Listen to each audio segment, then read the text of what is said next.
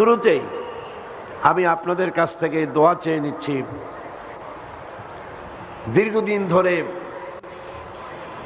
এক অসুস্থতার মধ্যে দিয়ে আমি চলছি। গলার উপরে বেশ প্রভাব পড়েছে, আপনারা বুঝতেই পারছেন। তবে আমি আশা করি এবং আল্লাহ রাব্বুল আলামিনের রহমতের উপরে ভরসা করি, আপনারা দোয়া করলে মাবুদ কবুল করবেন ইনশাআল্লাহ, এবং আমাকে বলার তৌফিক দান করবেন। আপনারা দোয়া করুন যেন আল্লাহ পাক বলার তৌফিক দান করেন। আমি আসার পূর্ব পর্যন্ত এদেশের প্রথিত যশা আলিম দ্বীন, সাহেব ইলম আল্লামা হযরত মাওলানা সৈয়দ কামাল উদ্দিন জাফরি মাদজুল্লুহুল আলী, আপনাদের সামনে তিনি বক্তব্য রাখছিলেন। আমি আমার থাকার জায়গা থেকে শুনতেছিলাম কি জোশ এবং আবেগের সাথে তিনি গুরুত্বপূর্ণ বক্তব্য আপনাদের সামনে পেশ করেছেন।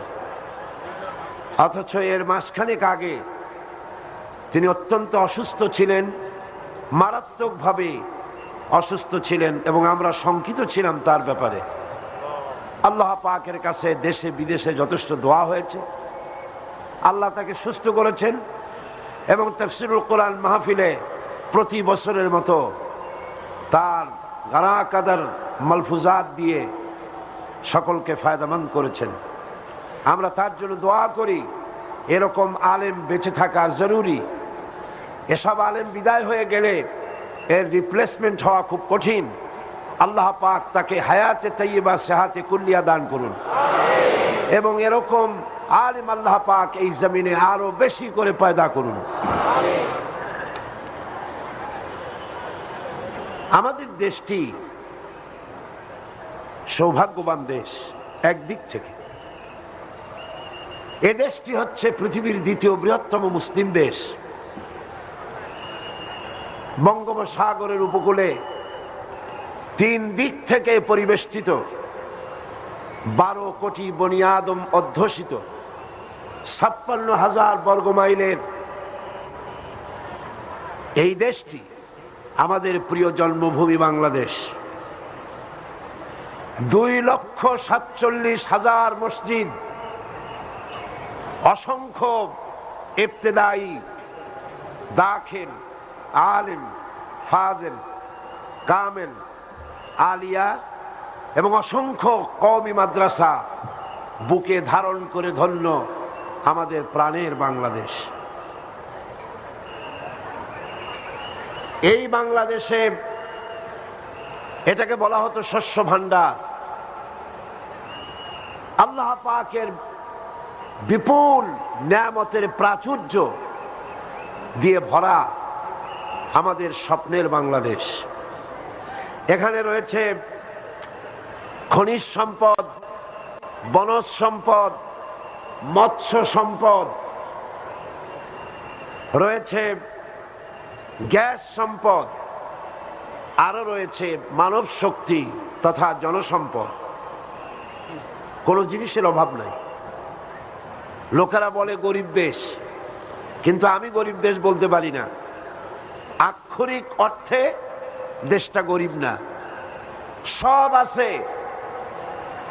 একটা জিনিসের অভাবে গোটা জাতি কষ্ট পাচ্ছে, সেটা হলো সৎ নেতৃত্বের অভাব। গোড়া থেকেই দেশটি ছিল ষড়যন্ত্রের শিকার। প্রথমে ছিল ব্রিটিশ বেনিয়া, তারা চেয়েছে আমাদের দেশকে খ্রিস্টান বানাতে। সেই চেষ্টা তাদের শেষ হয়নি।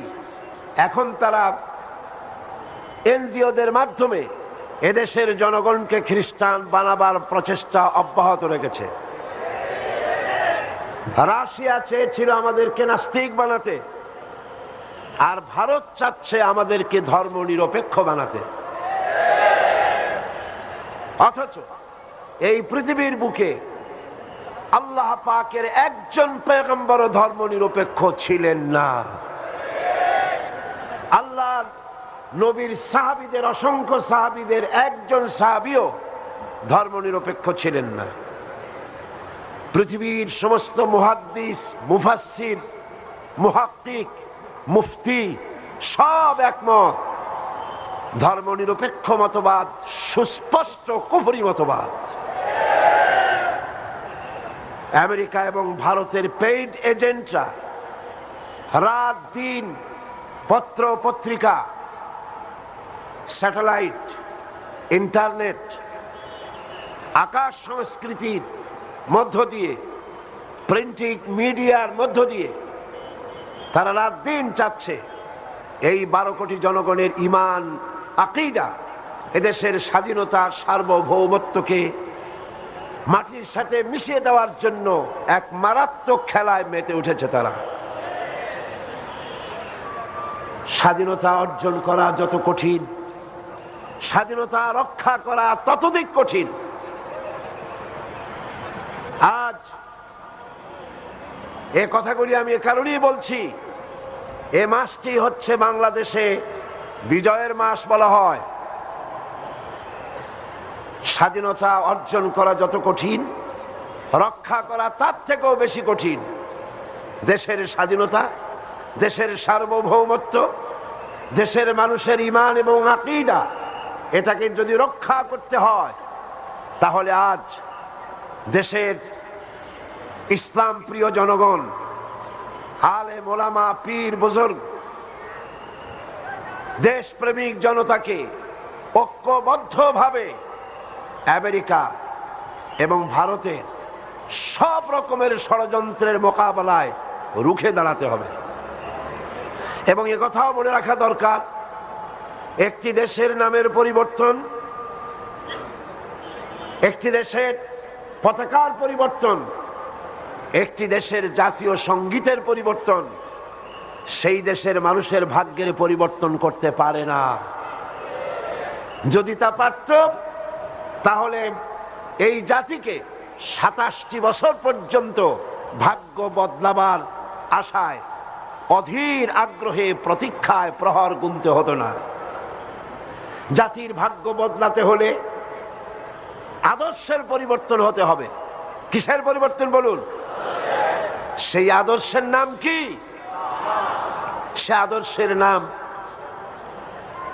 কেবলমাত্র ইসলাম, শুধুমাত্র ইসলাম, একমাত্র ইসলাম। এর কোনো বিকল্প নাই। আছে কোনো বিকল্প? এই কথাগুলি আল্লাহ রাব্বুল আলামিন এ জাতিকে বোঝার তৌফিক দান করুন। জাতির ভাগ্য বদলাবার জন্য আল্লাহ পাক কোরআন নাজিল করেছেন, বিশ্বের মানুষের ভাগ্য বদলাবার জন্য। কি নাজিল করেছেন? এটা ভাগ্য খোলার চাবিকাঠি।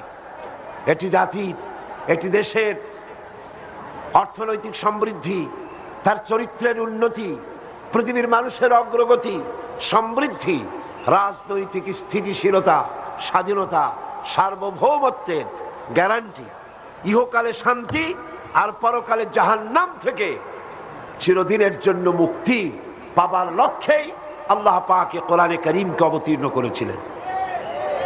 আজ যদি গোটা জাতি কোরআনে কারীমে বর্ণিত, কোরআনে আল্লাহ যা চেয়েছেন, যা বলেছেন, সেই অনুযায়ী যদি এ জাতি তার জীবন গড়ার জন্য অগ্রসর হয়, যদি তৈরি হয়, তাহলেই কেবলমাত্র এ জাতির ভাগ্য বদলাবে। অন্যথায় এ জাতির ভাগ্য বদলাবার কোনো রাস্তা নাই। ওয়ালাকাদ আতাইনা লুকমানাল হিকমাহ, আমি লোকমানকে সূক্ষ্ম জ্ঞান দান করেছিলাম। আনিশকুর লিল্লাহ, যাতে করে তিনি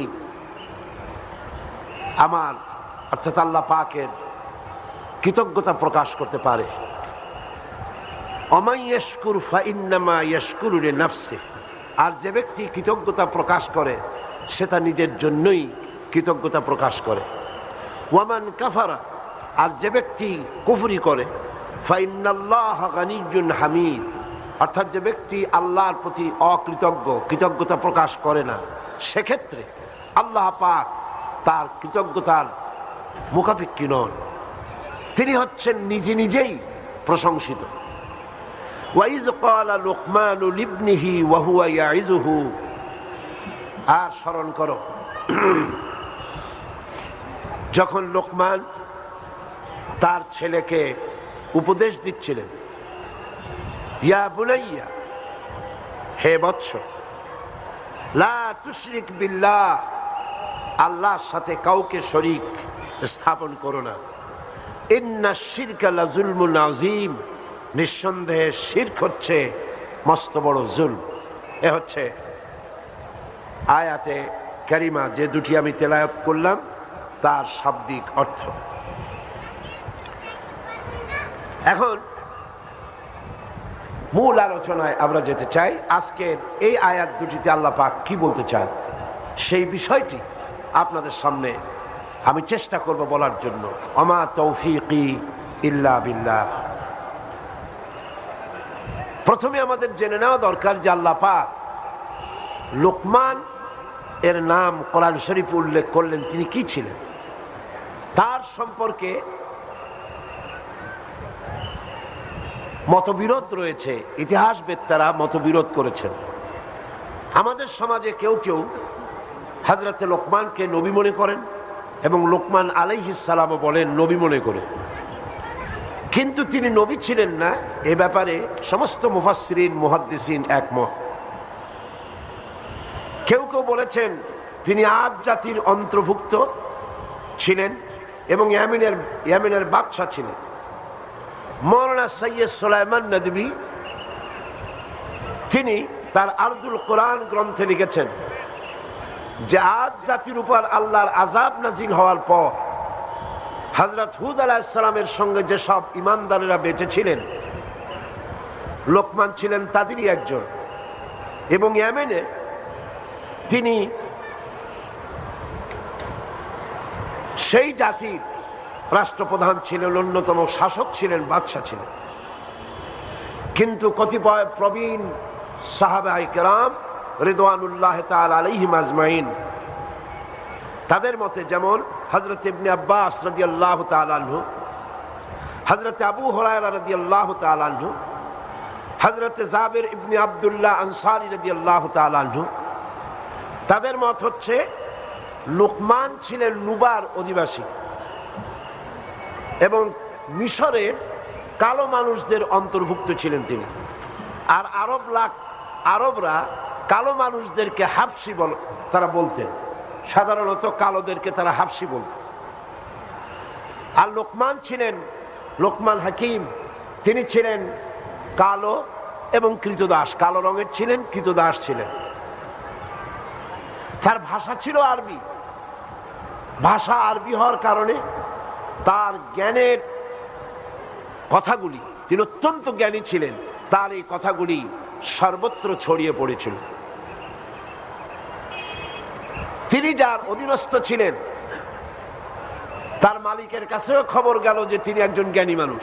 যেখানে যান সেখানেই লোকেরা ভিড় জমায় তার জ্ঞানপূর্ণ, তার সূক্ষ্ম জ্ঞানপূর্ণ কথা শোনার জন্য সেখানে ভিড় জমে যেত। তার মালিক তাকে পরীক্ষা করার জন্য তাকে ডাকলেন। এত লোকেরাই তাকে জ্ঞানী বলে, আসলে কেমন জ্ঞানী দেখি। তাকে ডাকলেন এবং তাকে প্রশ্ন করলেন। তাকে বললেন তিনি, তুমি একটা ছাগল জবাহ করো। তিনি বেশ চড়াতেন, ছাগল চড়াতেন, যার কৃতদাস তিনি ছিলেন। বললেন তুমি একটি ছাগল জবাহ করো এবং এই ছাগলটির শরীরের উৎকৃষ্ট অংশটি আমার সামনে নিয়ে আসো। হযরত লোকমান হাকিম ছাগল জবাহ করলেন এবং ছাগলের ভেতরের তার শরীরটা জবাহ করে গোশত কেটে ভেতর থেকে কলিজাটা, দিলটা কেটে তিনি নিয়ে আসলেন। এরপরে তার মালিক বললেন, ঠিক আছে, এবার তুমি আবার ফিরে যাও, আরেকটি ছাগল জবাহ করো এবং সেটির সবচাইতে নিকৃষ্ট অংশটি আমার কাছে নিয়ে আসো। তিনি চলে গেলেন এবং তার শরীরের, সেই ছাগলের শরীরের ভেতর থেকে কলিজাটা বের করে নিয়ে আসলেন, এসে বা তার সামনে উপস্থিত করে দিল।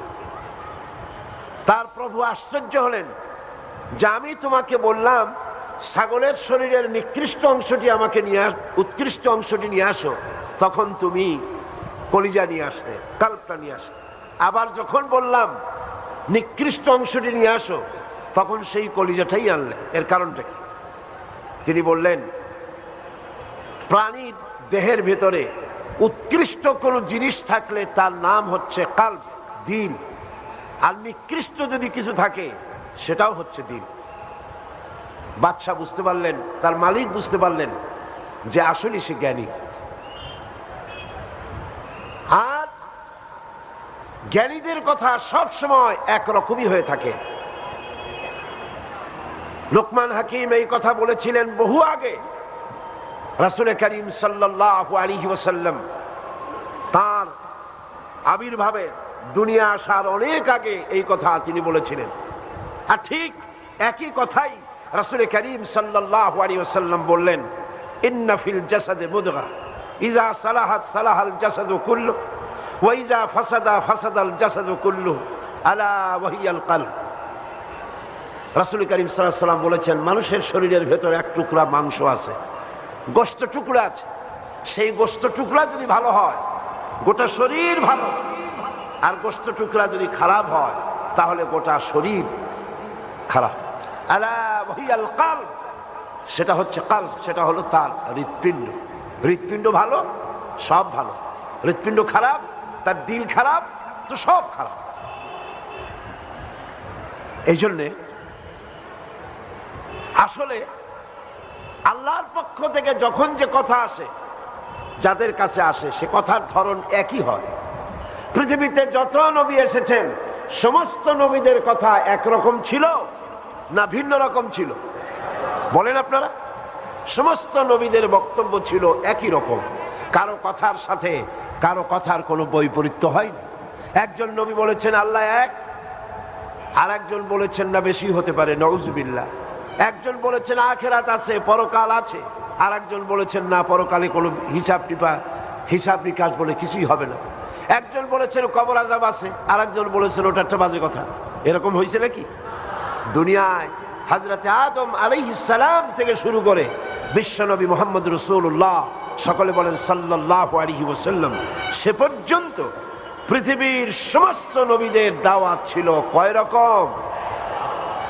সকল নবীরাই মানুষের সামনে একই দাওয়াত পেশ করেছেন। তাদের দাওয়াতের মূল সূত্র ছিল লা ইলাহা ইল্লাল্লাহ, লা ইলাহা ইল্লাল্লাহ, লা ইলাহা। একটু জোরে সরে পড়েন, লা ইলাহা।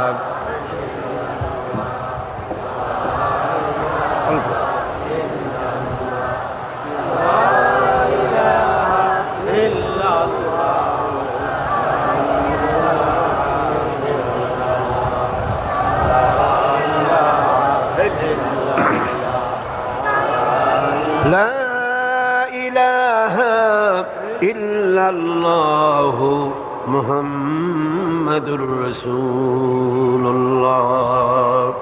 দুনিয়ার সব নবীদের কথা এক, অথচ আপনারা জানেন একজন নবীর সাথে আরেকজন নবীর দেখা হয়েছে খুব কম, বেশিরভাগই দেখা হয় নাই। কথা ঠিক কিনা? অথচ কথার মধ্যে কোনো বৈপরীত্য হয়নি। দার্শনিকরা তারা যে কথাবার্তা বলেছেন সেই কথায় কোনো মিল হয়নি। এক একজন এক এক রকম বলেছেন। একজন বলেছেন মানুষ হচ্ছে পেট সর্বস্ব জীব, দার্শনিকদের বক্তব্য। পেট সমস্যার সমাধান করে দিলেই সমস্ত সমস্যার সমাধান হয়ে যাবে। কার্ল মার্কস এ কথা বললেন। আল ফ্রয়েড বললেন তুমি যেটা বলেছো এটা ঠিক না। আসল কথা হচ্ছে মানুষ হচ্ছে সেক্স সর্বস্ব জীব। যদি সেক্স এই সমস্যার সমাধান করা যায় তাহলে মানুষের আর কোনো সমস্যাই থাকবে না। ওইটাই হলো বড় সমস্যা। ডারউইন বললেন আরে বেটারা মানুষ তো মানুষই না, কি এর সমস্যা? তো মানুষ কি? মানুষ হলো বান্দর, এরা বানরের গোষ্ঠী। কাজী কি এর সমস্যা, কি এর কি? তাহলে বোঝা গেল এদের কারো কথার সাথে কারো কথার কোনো মিল নাই, এক একজন এক এক রকম বলেছে। বিজ্ঞানের ব্যাপারটাই ধরুন, বিজ্ঞানের কোনো থিওরি ফাইনাল নয়, এটা বিজ্ঞানের আরেকটা থিওরি, ঠিক কিনা? আজ এক বিজ্ঞানী বহু কষ্ট করে রিসার্চ করে একটি মতবাদকে সেট করলেন, পেশ করলেন, পরবর্তী আর একজন বিজ্ঞানী তারটা উড়াই দিয়ে নিজেরটাকে প্রতিষ্ঠিত করলেন। কারো কথার সাথে কারো কথার মিল নেই। তারা মানুষকে কেউ মানুষকে দেখলো বান্দর হিসাবে, কেউ দেখলো সিম্পাজি হিসাবে, কেউ দেখলো সেক্স সর্বস্ব হিসাবে, কেউ দেখলো পেট সর্বস্ব হিসাবে। কারণ কি? কারণ হলো ওই সেই 7 অন্ধের হাতি দেখার মতো। 7 অন্ধ হাতি কি করতে গেছে বলুন? বলে দেখবে কি দিয়া? অন্ধরা হাতি দেখবে কি দিয়া? হাত দিয়ে। হাত দিয়ে হাতি দেখে। হাতি সম্পর্কিত অভিমত 7 জনের কি একরকম হবে? না। একজন বলবে হাতির বড্ড নাম শুনেছি, তারপরে জীবন সার্থক হলো, আজ হাতি বহু কায়দা করে দেখলাম হাতি হলো, এত বড় হাতির নাম শুনছি কিন্তু দেখলাম হাতি হলো একটা দড়ির মতো। আর একজনে বলল তুমি দেখছো তোমার মাথা, হাতি হলো একটা কুলার মতো। আর একজনে কয় না হাতি হলো মূলার মতো। আর একজনে কয় না হাতি হলো একটা পিলারের মতো। আর একজনে কয় ছাগল কোথাকার, হাতি হলো একটা দেওয়ালের মতো। মানে হাতির শরীরের যে অংশ যে স্পর্শ করেছে সেই অংশ সম্পর্কে সেই কথাগুলি বলেছে। এখন যদি এই 7টি অন্ধের চোখ যদি অপারেশন করে দেওয়া যায় আর এরপরে যদি হাতির সামনে আনা যায়, তাহলে হাতি সম্পর্কিত এই জাতীয় দ্বিমত আর কেউ পোষণ করবে? সকলেরই তা তখন জ্ঞান খুলে যাবে যে কি সর্বনাশ, যেটাকে দড়ি মনে করছিলাম সেটা তো লেজ, যেটারে কুলা মনে করছিলাম সেটা তো কি কান, যেটারে মূলা মনে করছিলাম সেটা হলো দাঁত, যেটাকে পিলার মনে করেছি সেটা হলো কি তার পা, যেটাকে ওয়াল মনে করেছি সেটা হলো পেট। কি সর্বনাশ! এখন দেখুন আল্লাহ পাক কি বলছে। আল্লাহ রাব্বুল আলামিন বলেন লা তা'মাল আবসার ওয়ালাকিন তা'মাল কুলুবুল্লাতী ফিস সুদূর। লা তা'মাল আবসার, এদের বাহ্য দৃষ্টি নষ্ট হয়ে যায় নাই। এই যে দার্শনিকরা বিভিন্ন মত বলছে, এক একজন এক এক রকম মত প্রকাশ করছে, তাদের বাহ্য দৃষ্টি শক্তি বিনষ্ট হয়ে যায়নি। লা তা'মাল আবসার, আমি বলি না যে তারা অন্ধ, ওয়ালাকিন তা'মাল কুলুবুল্লাতী ফিস সুদূর, আসল কথা হলো তাদের অন্তর দৃষ্টি বিনষ্ট হয়ে গিয়েছে। চোখ তো 2 প্রকার। চোখ কয় প্রকার? 2 প্রকার। একটা হলো বাইরের এই 2টা চোখ, আর একটা হলো ভেতরের চোখ। আর একটা কিসের চোখ? ভেতরের চোখ আছে না? আছে কিনা? যদি আপনি না বোঝেন ভেতরের চোখ আছে কিনা, তাহলে যাই দেখেন, কোন মাতুব্বরের কাছে যাই বলবেন আমি তো এইরকমের একটা বিপদে পড়ে গেছি, দিনের বেলা গিয়ে আপনি বলতেছেন, সে লোকটি বলবে ভাই আমি তো এখন চতুর্দিকে অন্ধকার দেখতেছি। তখন কিন্তু মেঘও হয় নাই, সন্ধ্যাও হয় নাই, রাতও না, একেবারে দুপুর বেলা বলতেছে চতুর্দিকে অন্ধকার দেখতেছি। কিসের অন্ধকার? জ্ঞানের অন্ধকার। তার জ্ঞানের চক্ষু খোলা নাই, চতুর্দিকে সে অন্ধকার দেখতে পাচ্ছে। সুতরাং জ্ঞানের একটা চোখ আছে, জ্ঞানের একটা চোখ আছে। সেই চোখগুলিকে অপারেশন করে হাকিকত বোঝার জন্য, সত্য জিনিসকে উপলব্ধি করার জন্য আল্লাহ রাব্বুল আলামিন একটা মেডিকেল টিম পাঠিয়েছেন পৃথিবীর বুকে। সেই মেডিকেল টিমের নাম হচ্ছে আম্বিয়া আলাইহিমুস সালাম। তারা ওহীর ছুরি দিয়ে অপারেশন করেছেন। ওয়ায়ুযাক্কিহিম ওয়া ইউআল্লিমুহুমুল কিতাবা ওয়াল হিকমা, মানুষকে পরিশুদ্ধ করেছেন, তেলাওয়াত করে শুনিয়েছেন, বিজ্ঞান শিক্ষা দিয়েছেন, মানুষের চক্ষুকে খুলে দিয়েছেন। তাহলে দিলের একটা কলব আছে, দিলের একটা চোখ আছে। সেই দিলটা যদি ঠিক থাকে তাহলে সব ঠিক। সুন্দরী নারীতে শান্তি নাই, বাড়ি গাড়িতে শান্তি নাই, বরং এগুলি দিয়ে অশান্তি আরো বাড়ে। শান্তি কিসে হবে? আসল শান্তি কিসে? ইন্ডাস্ট্রিতে নয়, বাড়িতে নয়, গাড়িতে নয়, সুন্দরী নারীতে নয়, আসল শান্তি হচ্ছে পিস অফ মাইন্ড। সেটা কি? আল্লাহ পাক বলছেন, আলা বিযিকরিল্লাহি তাতমাইন্নুল কুলুব। জেনে রাখো, একমাত্র আমার জিকির, আমার স্মরণ মানুষের অন্তরাত্মাকে ঠান্ডা করে দিতে পারে। সুবহানাল্লাহ। মানুষ যখন আল্লাহ যখন বলে, কি প্রশান্তি, কি প্রশান্তি! দারুণ বিপদ, মামলা মোকদ্দমা, হামলা, গ্রেফতারি পরোয়ানা, ব্যবসায় সব শেষ, ছেলে মারা গেছে, মেয়ে মারা গেছে, দুঃখ দারিদ্র কষ্টে জর্জরিত। সেই সময় মনের কথা উজাড় করে দিয়ে আল্লাহ পাকের দরবারে চোখ থেকে দুফোঁটা পানি ফেলতে পারলে সেখানে যে তৃপ্তি, এই তৃপ্তি পৃথিবীতে আর কোথাও পাওয়া যায় না। এই জন্য দিল থেকে যখন আসে আল্লাহ, আল্লাহর নাম কি? আল্লাহ। আল্লাহ না, কিন্তু মুখটা গোল করে উচ্চারণ করতে হবে সুন্দর করে, আল্লাহ। বলেন সবাই আল্লাহ। दिल से जो बात निकलती है असर रखती है पर नहीं मगर ताकते परवाज रखती है। অন্তর থেকে যে কথা বেরোয় সেই কথা প্রভাব বিস্তার করে। ডানা নাই কিন্তু ওড়ার ক্ষমতা রাখে। দিল থেকে কোন মোমেন বান্দা, কোন মোমেন বান্দি অন্তরের অন্তঃস্থল থেকে, হৃদয়ের গভীর কন্দর থেকে একটি বার যদি উচ্চারণ করে আল্লাহ, বলেন সবাই আল্লাহ, সবাই মুখ খুলে বলেন আল্লাহ। আল্লাহ রাব্বুল আলামিন 70 বার সাড়া দেন, বান্দা কি চাও আমি হাজির। বান্দা থেকে আল্লাহ পাক দূরে নয়, একদম নিকটে। আল্লাহ পাক বলেন কত নিকটে, শোনো, ওয়া নাহনু আকরাবু ইলাইহি মিন হাবলিল ওয়ারিদ। তোমার ঘাড়ে যে শাহরগ, যে রগের উপরে তোমার মাথাটা খাড়া হয়ে আছে, এর থেকেও আমি আল্লাহ তোমার কাছে বেশি নিকটবর্তী। এখন এই দিল, কাল, এটা সুস্থ হতে হবে। বহুত মুসলমান আছে যাদের এই অন্তর ঠিক নাই, তাদের কাছে সব ভালো লাগে।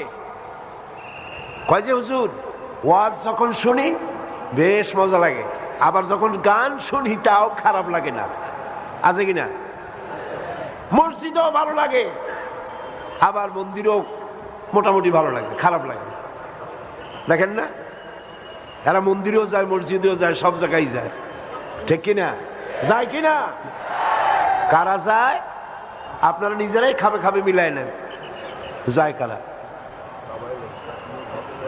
ওয়াজ মাহফিলও ভালো লাগে, গানের মজলিসও ভালো লাগে,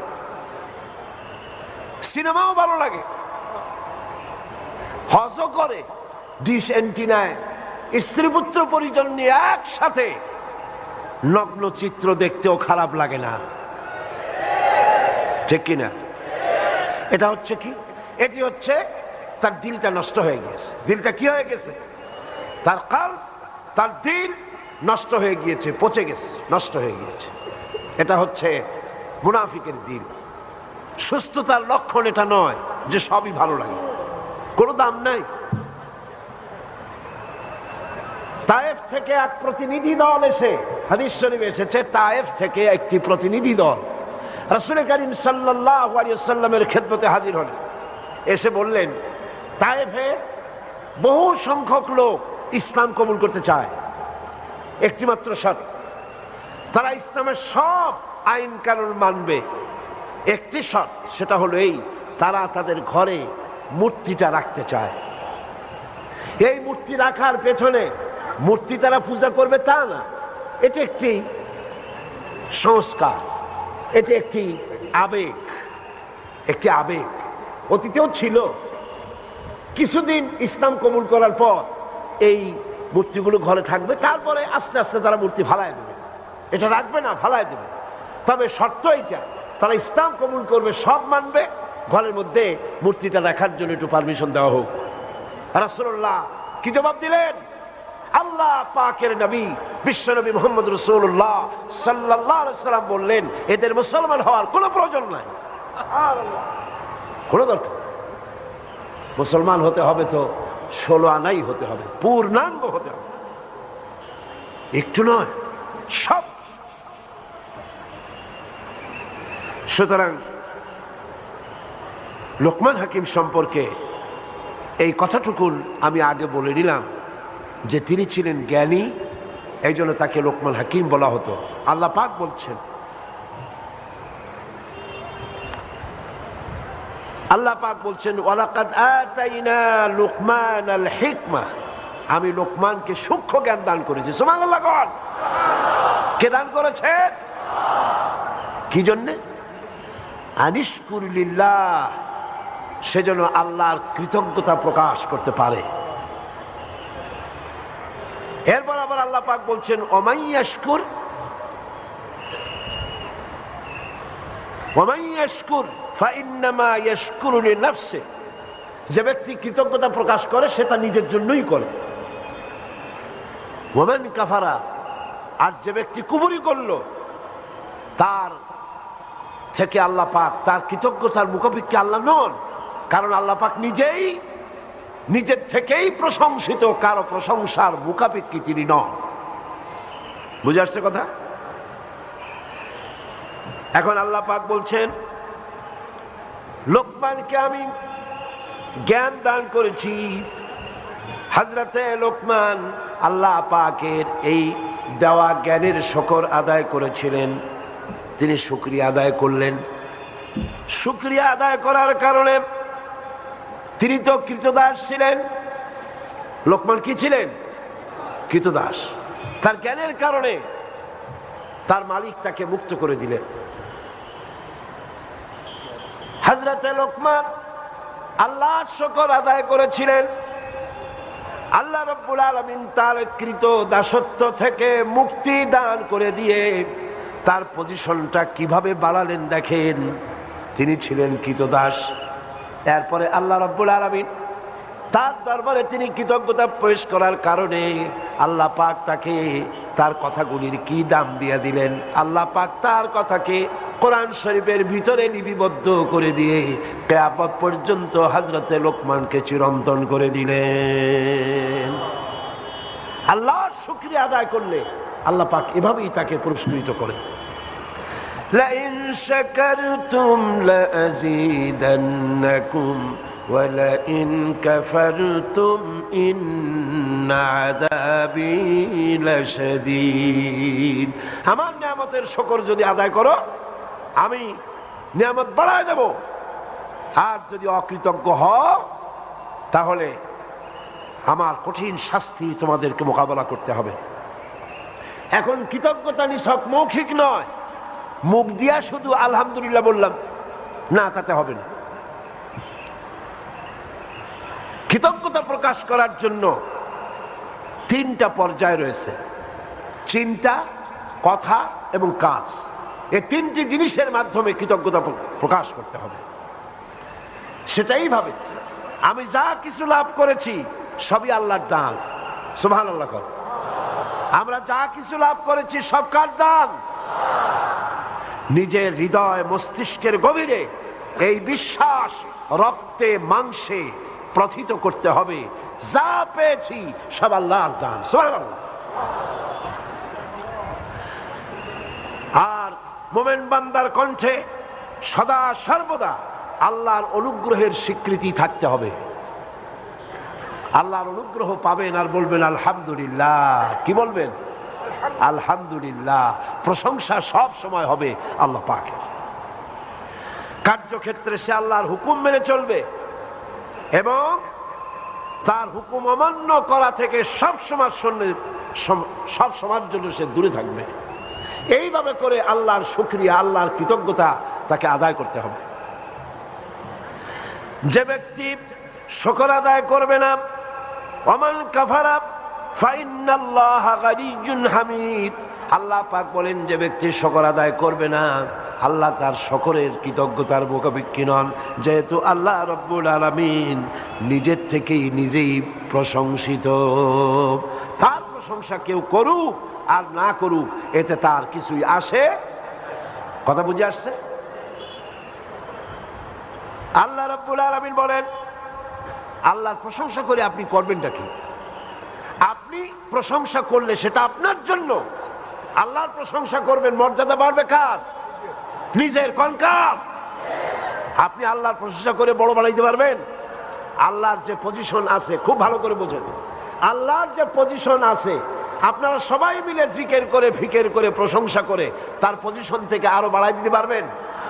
প্রশংসা না করে আরো নিচে নামাই দিতে পারবেন? তার ক্ষমতার চৌহদ দিয়ে আরো বাড়াতে পারবেন? তাহলে আল্লাহর প্রশংসার অর্থটা কি? অর্থটা হচ্ছে প্রশংসা করলে লাভ আমার, আমার লাভ আপনার লাভ। আল্লাহ পাক বলেন, ইউসাব্বিহু লিল্লাহি মা ফিস সামাওয়াতি ওয়া মা ফিল আরদ।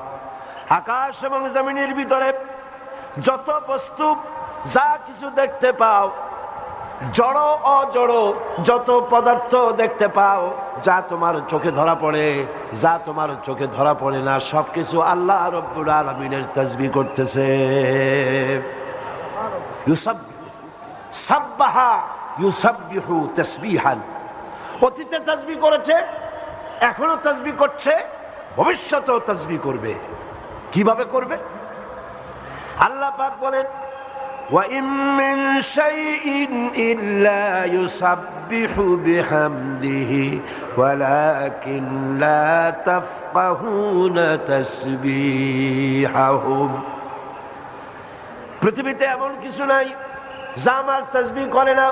সব আমার জিকির করে, আমার শুকর করে, আমার তাসবিহ পড়ে, কিন্তু তোমরা তাদের তাসবিহ, তাদের ভাষা তোমরা বুঝতে পারো না। কি কায়দায় তাসবিহ করে বুঝতে পারো না। বাতাস তার শনশন রবে, পাতাগুলি তার মরমর রবে, সমুদ্র তার গর্জনের মধ্য দিয়ে, নদী তার কুলু কুলু নাদে, আর এই পৃথিবীর জন্তু প্রাণী প্রত্যেকের নিজ নিজ ভাষায় সবাই জিকির করতেছে। কিভাবে প্রশংসা করে আল্লাহ পাকে? আল্লাহ পাক বলেন, শোনো, কুল্লুন ক্বাদ আলিমা সালাতাহু ওয়া তাসবিহাহু। প্রত্যেকটি প্রাণী, জড় অজড় সমস্ত পদার্থগুলি, প্রাণীগুলি সকলই জানা আছে কিভাবে আল্লাহর জিকির করতে হবে। সকলকেই আল্লাহ রব্বুল আলামিন তাসবিহ শিখায় দিয়েছেন। যেমন দেখুন, আল্লাহর জিকির করছে কিয়ামের অবস্থায়, সমস্ত বৃক্ষরাজি কিয়ামের অবস্থায় আল্লাহ পাকের তাসবিহ করছে, জিকির করছে। আর যত চতুষ্পদ প্রাণী আছে সব রুকুর হালতে আল্লাহ রব্বুল আলামিনের তাসবিহ করছে। চতুষ্পদ প্রাণীগুলি সব রুকুর হালতে আছে। অন্যান্য প্রাণীগুলি যেমন ব্যাঙ, দেখছেন ব্যাঙ যেভাবে ব্যাঙ বসে, মনে হয় যেন তাশাহুদ পড়তেছে, দেখছেন না? আরে ভাই, কথা না করলে বুঝি কি? ব্যাঙগুলির মনে হয় যেন তাশাহুদ পড়তেছে। সরীসৃপগুলি, সরীসৃপগুলি, সরীসৃপ বোঝেন? বুক দিয়া হাসে, হাতে যেগুলো সাপ অথবা এই জাতীয় প্রাণী যা বুক দিয়া হাঁটে, এরা সবাই সিজদার হালতে আল্লাহ পাকের জিকির করতেছে, তাসবিহ করতেছে। তাহলে দেখেন, কেউ তো দাঁড়াইয়া, কেউ তো রুকু দিয়ে, কেউ তো সিজদার হালতে জিকির করতেছে। আবার অন্যদিকে দেখুন, তামাম পৃথিবীর সমস্ত গাছপালা, তরুলতা, কীট পতঙ্গ, জন্তু জানোয়ার সবাই মিলে যেভাবে আল্লাহর জিকির করে, এ সবগুলি আল্লাহ রাব্বুল আলামিন মানুষের মধ্যেই দান করে দিয়েছেন। আল্লাযীনা ইয়াযকুরুনাল্লাহা কিয়ামান ওয়া কুউদান ওয়া আলা জুনুবিহিম। মানুষ দাঁড়িয়ে আল্লাহর ইবাদত করে, রুকু দিয়েও করে, সিজদা দিয়েও করে, আল্লাহ পাক মানুষকে সব রকমের ইবাদত করার তৌফিক দান করে দিয়েছেন। পৃথিবীর সমস্ত প্রাণী আল্লাহর জিকির করছে, আল্লাহর তাসবিহ করছে, আল্লাহর প্রশংসা করছে। সুতরাং আপনি প্রশংসা করেন আর না করেন, আল্লাহর কিচ্ছু আসে যায়। প্রশংসা করলে লাভ কার? আমার, আপনার, আমাদের সকলেরই। আমাদের মর্যাদা বেড়ে যায়। আমাদের মর্যাদা কত বাড়ে জানেন? কত বাড়ে? ফাযকুরুনি আযকুরকুম ওয়াশকুরুনি ওয়ালা তাকফুরুন। ফাযকুরুনি আযকুরকুম, তোমরা যদি আমার জিকির করো আমি তোমার জিকির করব। সুবহানাল্লাহ।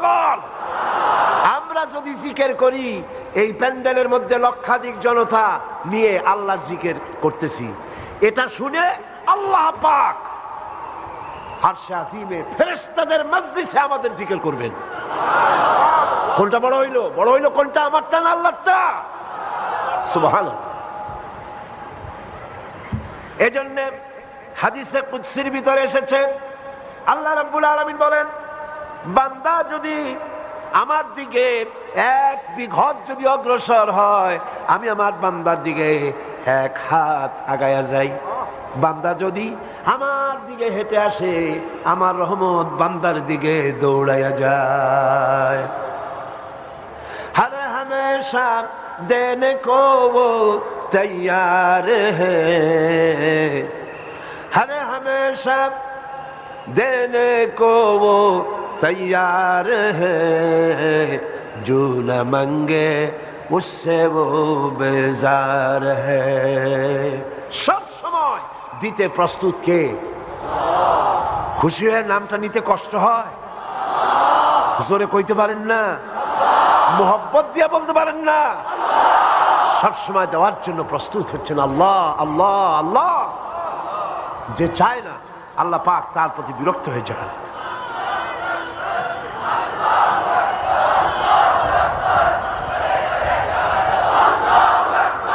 এখন আসুন, আল্লাহ পাক বলছেন, এ কথাগুলি এখন কার আসতেছে?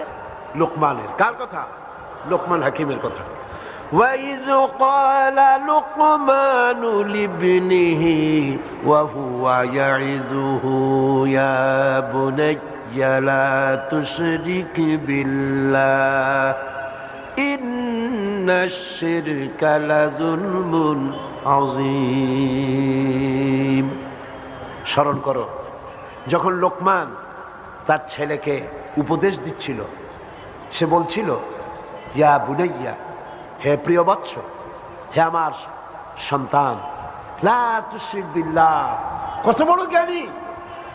তার ছেলেকে ডেকে সর্বপ্রথম নসিহত করছেন, লা তুশরিক বিল্লাহ, আল্লাহর সাথে শরীক, কাউকে শরীক স্থাপন করো না।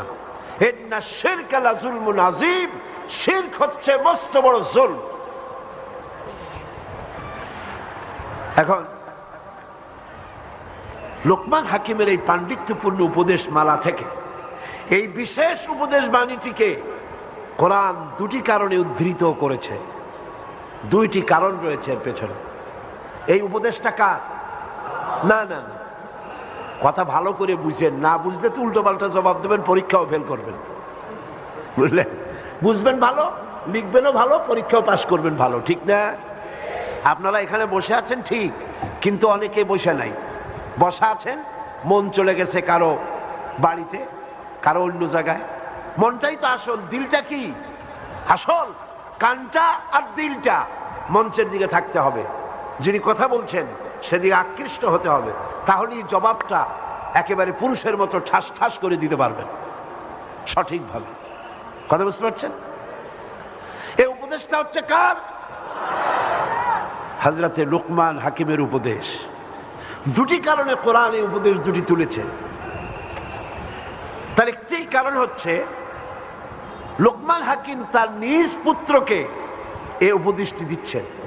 আর একথা শতসিদ্ধ, পিতা কখনো সন্তানের প্রতি, পিতা সব সময় সন্তানের প্রতি সবচাইতে স্নেহবাৎসল্য এবং আন্তরিক হয় সন্তানের প্রতি সবচাইতে বেশি।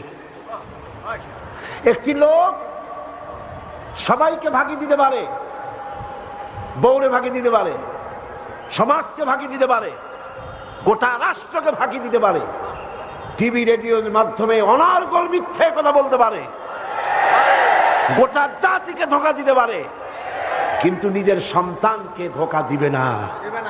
পিতা মাতা নিজের সন্তানকে প্রতারণা করবে না, ঠিক কিনা? হযরতে লোকমান তিনি তার সন্তানকে উপদেশ দিচ্ছেন। কাকে?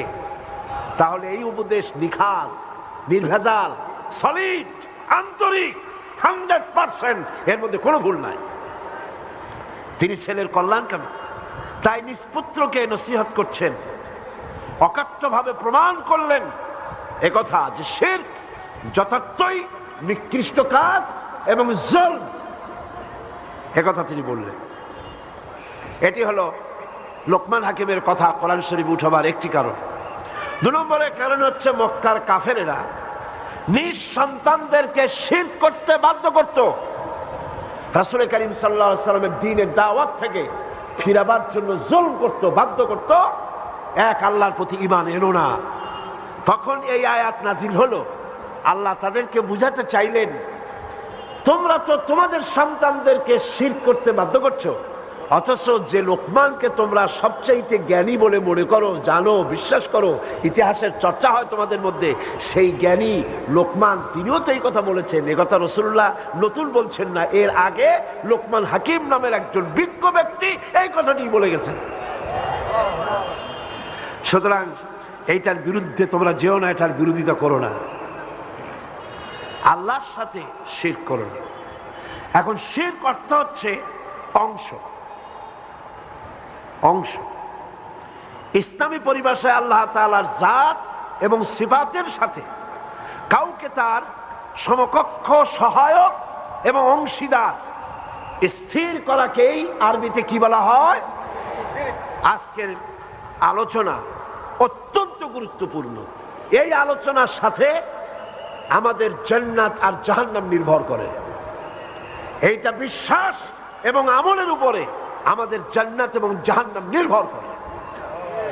অত্যন্ত মনোযোগের সাথে আজকের আলোচনা শুনতে চেষ্টা করুন এবং দোয়া করুন যেন আল্লাহ পাক আমাকে বলার তৌফিক দেন।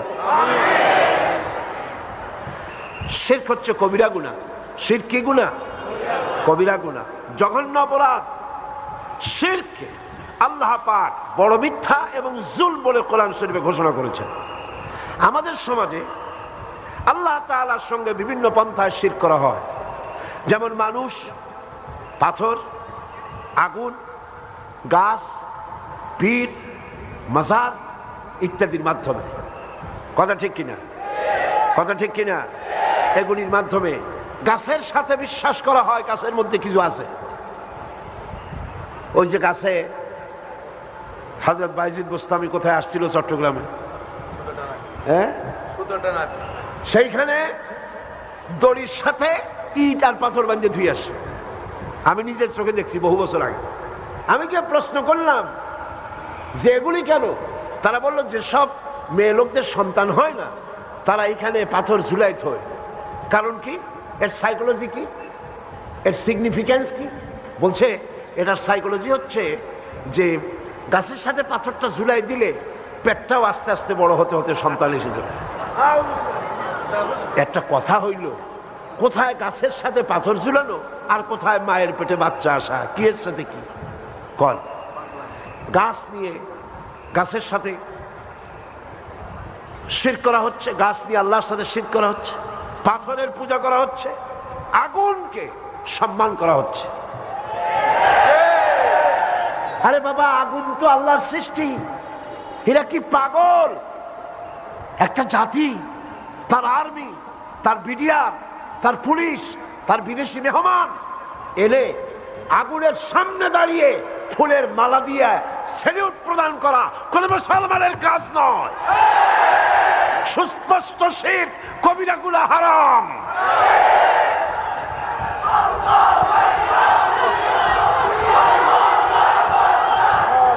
এটাকে বলা হচ্ছে,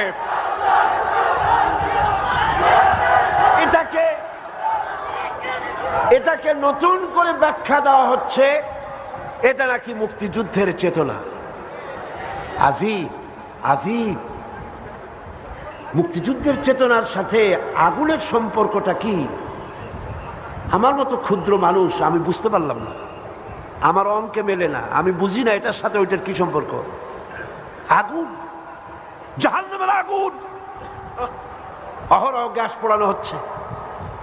ইন্নাল মুবাজ্জিরিনা কানু ইখওয়ানুশ শায়াতিন, এই অপচয়ের জন্য যারা এই কাজ করলো কিয়ামতে শয়তানের ভাই বোন হিসেবে আল্লাহর দরবারে দাঁড়াবে।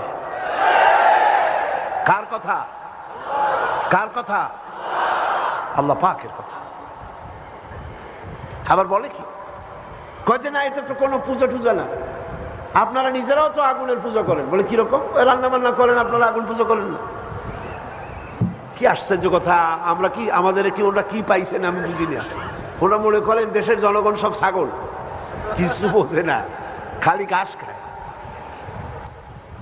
আপনারা আমাকে বলেন, আপনাদের মা বোন যখন রান্না করে তখন রান্নার সময় চুলায় আগুন জ্বালাইয়া সেলুট দেয়, এরকম ফুলের একটা মালা দেয়, ফুলের একটা তোড়া দেয়, পুলিশ আসে, আর্মি আসে, তো চুলার আগুন আর ওই আগুন, দুইটা আগুন একরকম বানাইলেন কেমনে?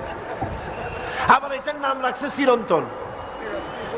বাংলা ভাষা ওনারা সর্বস্তরে চালু করবেন বলেন, ওনাদের ভাষা জ্ঞানের প্রতি আমার করুণা হয়। চিরন্তন শব্দের অর্থ কি? চিরন্তন, যা কোনোদিন শেষ হবে না, নিঃশেষ হবে না, মিটে যাবে না, সেটাই তো চিরন্তন। একদিন বৃষ্টি হলো, সেই বৃষ্টিতে এটা নিভে গেল, তারপরে পুলিশ এসে আবার জ্বালাই দিল। ও নিজেই নিভে গিয়ে ওকে যারা জ্বালাইছিল তাদেরকে বুঝাই দিল, একটা চড় মারিয়া, একটা থাপ্পড় দিয়া বুঝাই দিল আমি চিরন্তন না, সেই জন্য নিভে গেলাম। তো মানুষ, পাথর, আগুন, মাজার, পীর ইত্যাদির মধ্য দিয়ে আমার দেশের লোকেরা আল্লাহ পাকের সাথে শিরক করে। শিরক বোঝার জন্য একটি উদাহরণ আমি আপনাদের সামনে পেশ করতে চাই। শিরক হচ্ছে পার্টনারশিপ, এটি হচ্ছে অংশীদারিত্বের ভিত্তিতে কাজ করা। তিনটি জিনিসের অভাবে মানুষ অংশীদারিত্বের ভিত্তিতে কাজ করে। কয়টা জিনিস বলেন? তিনটা জিনিস। একজন ব্যবসা করতে চায়, 30 লক্ষ টাকা আছে, ব্যবসা করতে লাগবে 60 লাখ, ব্যবসা করতে লাগবে 1 কোটি, আছে 50 লাখ। তখন এই লোকটি পুঁজির অভাব বলেই আর একটা লোককে তালাশ করে, ভাই তোমার কাছে যদি পুঁজি থাকে তাহলে আমার সাথে আসো, আমরা দুজনে মিলে পার্টনারশিপ বিজনেস করি। গেল কয় নম্বর? কিসের অভাব? আপনারা জবাব দিলে আমি একটু খুশি হই। আপনারা রাগ করেন না তো? আপনারা রাগ করেন না তো? বলতে পারবেন মিয়া তোমারে দাওয়াত দিছি 5 দিনের জন্য, তুমি একাই ছিলাও। জিজ্ঞেস করি এই জন্য যাতে করে আপনাদের হৃদয়ঙ্গম হয়, বুঝে আসে। গেল কয় নম্বর? 2 নম্বরে হচ্ছে পুঁজি আছে, ব্যবসার লাইসেন্সও আছে, কিন্তু এই ব্যবসা করার জন্য যে এক্সপেরিয়েন্স দরকার, দক্ষতার প্রয়োজন, বুদ্ধির প্রয়োজন। ব্যবসা কি টাকা থাকলেই হয়? বুদ্ধি শুদ্ধি লাগে না? যদি টাকা থাকলেই হয় তো ব্যবসা শুরু করে দেন না। 1 সপ্তাহের মধ্যে 5টা লাল বাতি জ্বলবে, 2 সপ্তাহ যাইতে না যাইতে চতুর্দিকে লাল বাতি দেখবেন খালি। ব্যবসার জন্য 2 নম্বরের পুঁজি হলো কি? মেধা, মেধা, বুদ্ধি, দক্ষতা, এক্সপেরিয়েন্স। 3 নম্বরে আরেকটি শর্ত হচ্ছে পুঁজি আছে, মেধাও আছে, দক্ষতা আছে, কিন্তু বয়সের দিক থেকে একেবারেই লুজো, বার্ধক্যতারে পেয়ে বসেছে। এই বুড়ো বয়সে শক্তি নাই, কেমনে চালাইবে ব্যবসা? সেজন্য পয়সাও ঘরে বসায় রাখতে চায় না, চায় একজন যুবক, স্বাস্থ্যবান, টকবকে একজন যুবক দরকার পার্টনার হিসাবে, তাহলে তার এই টাকাগুলি খাটায়া কিছু টাকা লাভ হবে। তাহলে মানুষ পার্টনারশিপ বিজনেস করে কয়টা কারণে? 3টা অভাবের কারণে। বলেন কয়টা অভাব? এবার আসুন, যারা শিরক করে তারা আল্লাহর প্রতি এই তিনটি অভাব প্রয়োগ করে। নাউযুবিল্লাহ। আসেন কোরআনের দৃষ্টিকে দেখি, আল্লাহর সাথে পার্টনারশিপ, শরীক স্থাপন করার কোনো দরকার আছে নাকি? আল্লাহ পাকের এই তিনটি অভাবের কোনো একটি অভাবও আছে কি? প্রথমটি হচ্ছে পুঁজির অভাব। এবার দেখি আল্লাহ কি বলে, আল্লাহর পুঁজি আছে কিনা আল্লাহর জিগাই, আল্লাহকে জিজ্ঞেস করি, আল্লাহ তোমার পুঁজি আছে? আল্লাহ পাক জবাবে বলেন, ওয়াল্লাহু গানিয়্যুন ওয়া আনতুমুল ফুকারা। কেবলমাত্র আল্লাহ পাক হচ্ছেন গানি, কারো মুখাপেক্ষী নন, কারো মুহতাজ নন। ওয়া আনতুমুল ফুকারা, পৃথিবীর মধ্যে তোমরা যারা আছো সব ফকিরের গোষ্ঠী, মিসকিন, মাসাকিন। আমার পুঁজির অভাব নাই। পুঁজির অভাব কাদের? মানুষের। পুঁজির অভাব কাদের? এবার শোনেন, আল্লাহ পাক আবার বলেন, আল্লাহ দলিল দিচ্ছেন, মা ইনদাকুম ইয়ানফাদু ওয়া মা ইনদাল্লাহি বাক।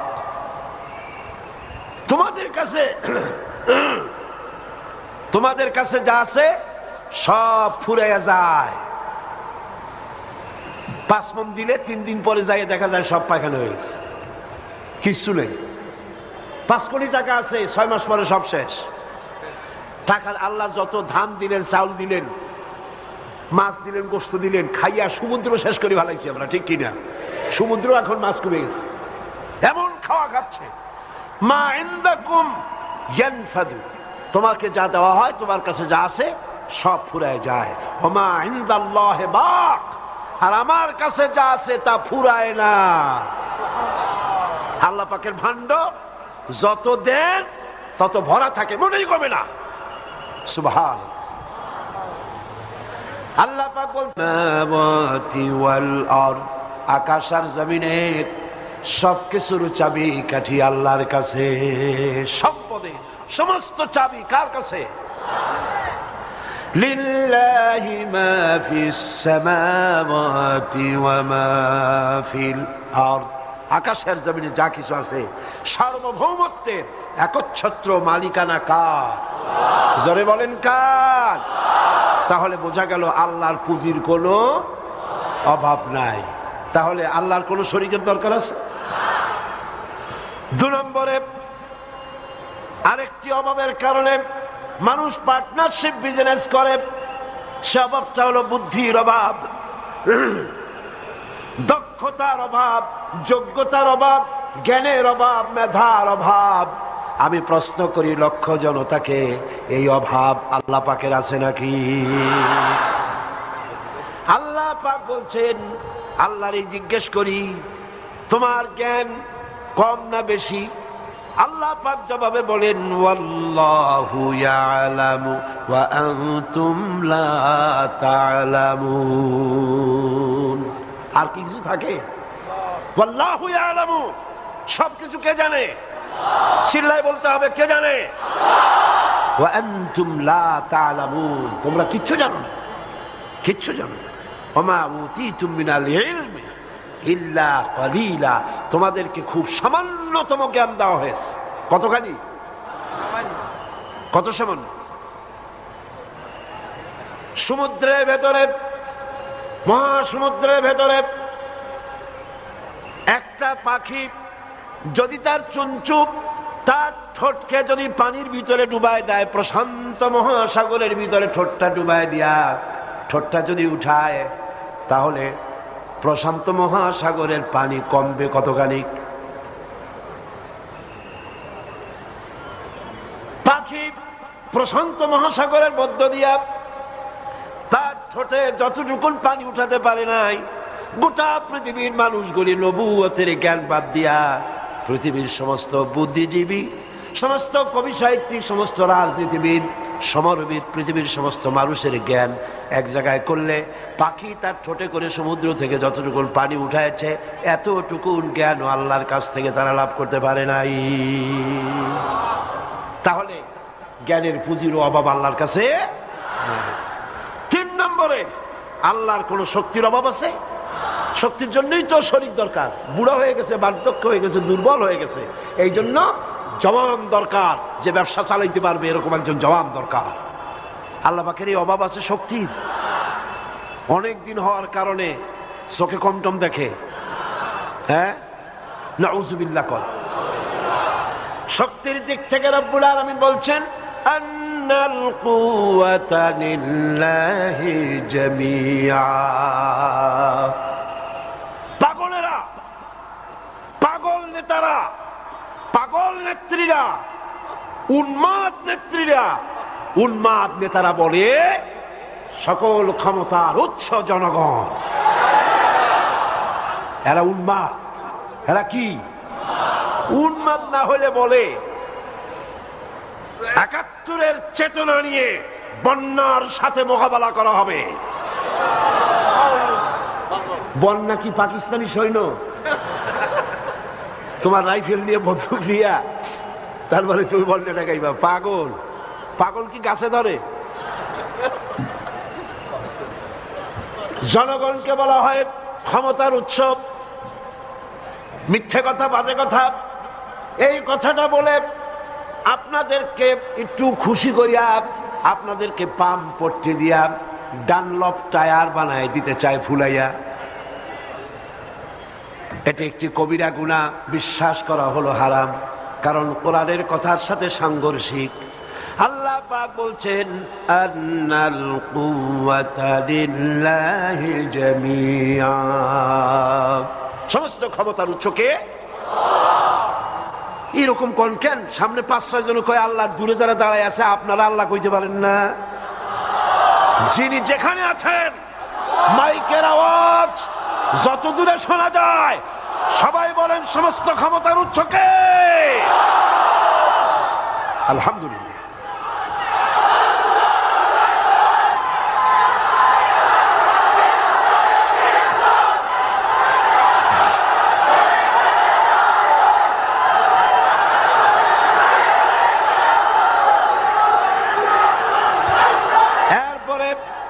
বোঝা গেল সমস্ত ক্ষমতার উৎস একদিকে আল্লাহ, আবার অন্যদিকে আল্লাহ রাব্বুল আলামিন বলছেন খুলিকাল ইনসানু যায়ীফা।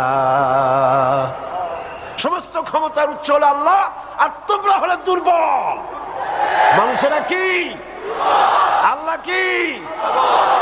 সবল, শক্তিশালী।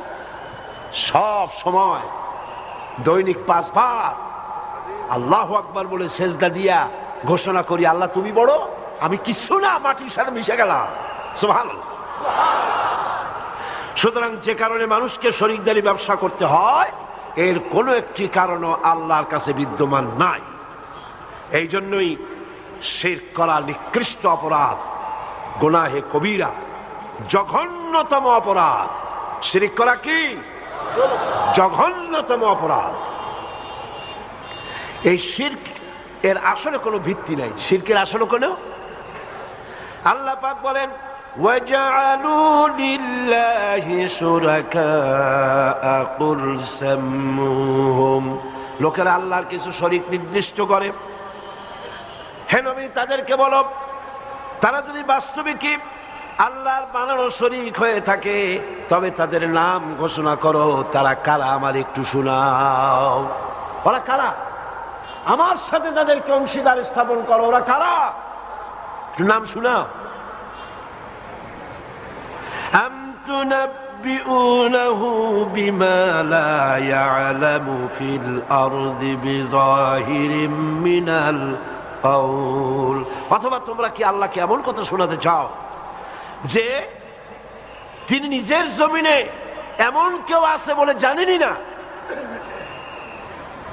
সুতরাং শিরক থেকে বিরত থাকো। শিরকের বুনিয়াদ হচ্ছে আন্দাজ এবং অনুমান। শিরকের বুনিয়াদ কি? আন্দাজ। জেনে রাখতে হবে আলা ইন্না লিল্লাহি মান ফিস সামাওয়াতি ওয়াল আরদ। জেনে রাখো, আসমানের বাসিন্দা হোক আর জমিনেরই হোক, তা সব কিছু আল্লাহর মালিকানাধীন। সব কিছু কার মালিকানার মধ্যে? আল্লাহ পাকের মালিকানার ভেতরে সব। সুতরাং আল্লাহর সাথে শরীক স্থাপন করো না। শিরকের কোনো দলিল নাই। ومن يدعو مع الله إلها آخر لا برهان له به। আল্লাহর সাথে অন্য মাবুদকে যারা ডাকে তাদের কাছে কোনো দলিল নাই, আন্দাজে তারা এ ধরনের মাবুদ তারা বানিয়ে নিয়েছে। আন্দাজে একদম অনুমানের উপরে ভিত্তি করে তারা অন্যের উপরে নির্ভর করে। আল্লাহ পাকের শিরক যারা করে আল্লাহর সাথে, আল্লাহ পাক বলছেন এটা হচ্ছে সম্পূর্ণ মিথ্যার উপরে প্রতিষ্ঠিত। ومن يشرك بالله فقد افترى إثما عظيما। যে লোক আল্লাহর সাথে অন্য কাউকে শরীক স্থাপন করে সেটা বড় মিথ্যা রচনা করলো এবং মারাত্মক গুনাহের কাজ করলো, মারাত্মক গুনাহ করলো। সে সবচাইতে বড় জুলম। লা তুশরিক বিল্লাহ ইন্নাশ শিরকা লাযুলমুন আযীম। খবরদার শিরক করো না, আল্লাহর সাথে কাউকে শরীক স্থাপন করো না, এটা হলো মস্ত বড় জুলম, অত্যাচার। জুলমটা কি? জুলম শব্দের অর্থ হচ্ছে ওয়াজউশ শাই ফি গায়রি মুহাল্লি। যে জিনিস যেখানে রাখার নয় সেই জিনিস সেখানে রাখার অর্থই হলো, বলেন নাকি? মাথার টুপিটা খুলে যদি হাঁটুর উপরে থয় তাহলে টুপির উপরে কি করা হলো? মাথার টুপি নিয়ে বাজারে গিয়া বাজার করিয়া টুপিতে করে যদি আনে তাহলে টুপির প্রতি কি করা হলো? নৌকা চলে কি দিয়া? কন্যা সেই নৌকা যদি রাস্তার উপরে টানায় থয় তাহলে নৌকার উপরে কি করা হইলো? জুলুম করা হলো। চশমা থাকে কোথায়? এই চশমা অনেকে এরকম থয়, ঠিক না? এই চশমা যদি কপালের উপরে মাথার উপরে রাখা হয়, এরপরে যখন হাতের আঙ্গুল নেড়ে যখন বক্তৃতা করবে তখন চশমা ছিটকে গিয়ে আর একজনের চোখ অন্ধ করে দিতে পারে। তাহলে চশমার উপরে কি করা হলো? জুলুম করা হলো। ওয়াজউশ শাই ফি গায়রি মুহাল্লি। যেখানে যেটা রাখার সেটা সেখানে না রেখে আরেক জায়গায় রাখার নামই হলো জুলম। ইবাদত হবে কার?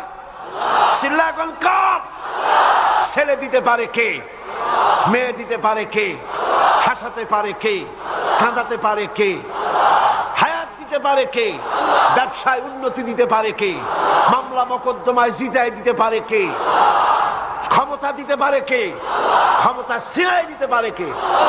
এ সব কিছুর মালিকানা কেবলমাত্র একমাত্র শুধুমাত্র আল্লাহ, আল্লাহ, আল্লাহ, আর কেউ হতে।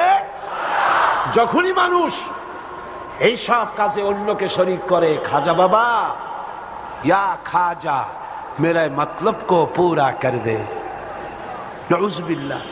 আরে খাজা আপনার মতলব পুরা করবে কি করিয়া? খাজার মতলবই তো পুরা করছে আল্লাহ। কে পুরা করছে?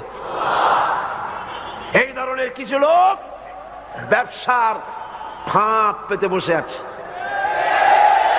ভাবখানা এই আমরা হচ্ছে আল্লাহর এজেন্ট, আমার কদম বসি করো, হাদিয়া দাও, টাকা দাও, পয়সা দাও, তোমার ভাগ্য খুলে যাবে।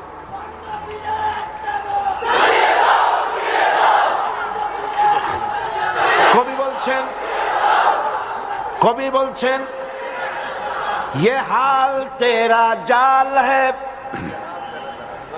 मकसूद तेरा माल है, ये हाल तेरा जाल है, मकसूद तेरा माल है, क्या जब तेरा चाल है लाखों को अंधा कर दिया। তোমার এই হাল, এই অবস্থা মানুষের সামনে একটা জাল, জালিয়াতি, ভণ্ডামি। মানুষের কাছে ভণ্ডামি করে মানুষের অর্থ করি লুটে নেওয়ার ধর্মের নামে এক ব্যবসা। সুতরাং এই আপনারা কার কাছে যাচ্ছেন? আল্লাহর কাছে চাইতে হবে যা দরকার। কার কাছে? মৃত্যু মানুষ, জিন্দা মানুষ আমাকে কিছু দিতে পারে না, চাইতে হবে কার কাছে? তার অর্থ এই নয়, একটু বুঝুন, আমার কাছে টাকা নাই, আমি হযরত মাওলানা শামসুদ্দিন সাহেবের কাছে বললাম, ভাই আমার তো টাকায় ঠেকে গেছি, 1000 টাকা আমারে দেন, এই চাওয়াটা কিন্তু শিরক হবে না। এই চাওয়াটা শিরক হবে না। শিরক কোনটা? শিরক হলো গায়ব থেকে, অদৃশ্য থেকে সাহায্য কামনা করাটাই আল্লাহ ছাড়া অন্য কারো কাছে, ওইটার নাম শিরক। বুঝে আসছে কথা? পরিষ্কার হয়েছে? আল্লাহ ছাড়া অন্য কাছে সাহায্য চাওয়া যাইবে না। কেন যাবে না? কারণ হচ্ছে আমার আল্লাহ বলছেন, আলাইসাল্লাহু বিকাফিন আবদাহ, আলাইসাল্লাহু বিকাফিন আবদাহ, আমি কি আমার বান্দার জন্য যথেষ্ট নই? কে বলছেন কথা? জোরে বলেন, কে বলছেন? আমি কি আমার বান্দার জন্য যথেষ্ট নই? আপনাদের জবাব তো তাড়াতাড়ি হওয়া দরকার, বলবেন যে অবশ্যই। আলাইসাল্লাহু বিকাফিন আবদাহ, বলেন যে অবশ্যই আমি আমার বান্দার জন্য যথেষ্ট।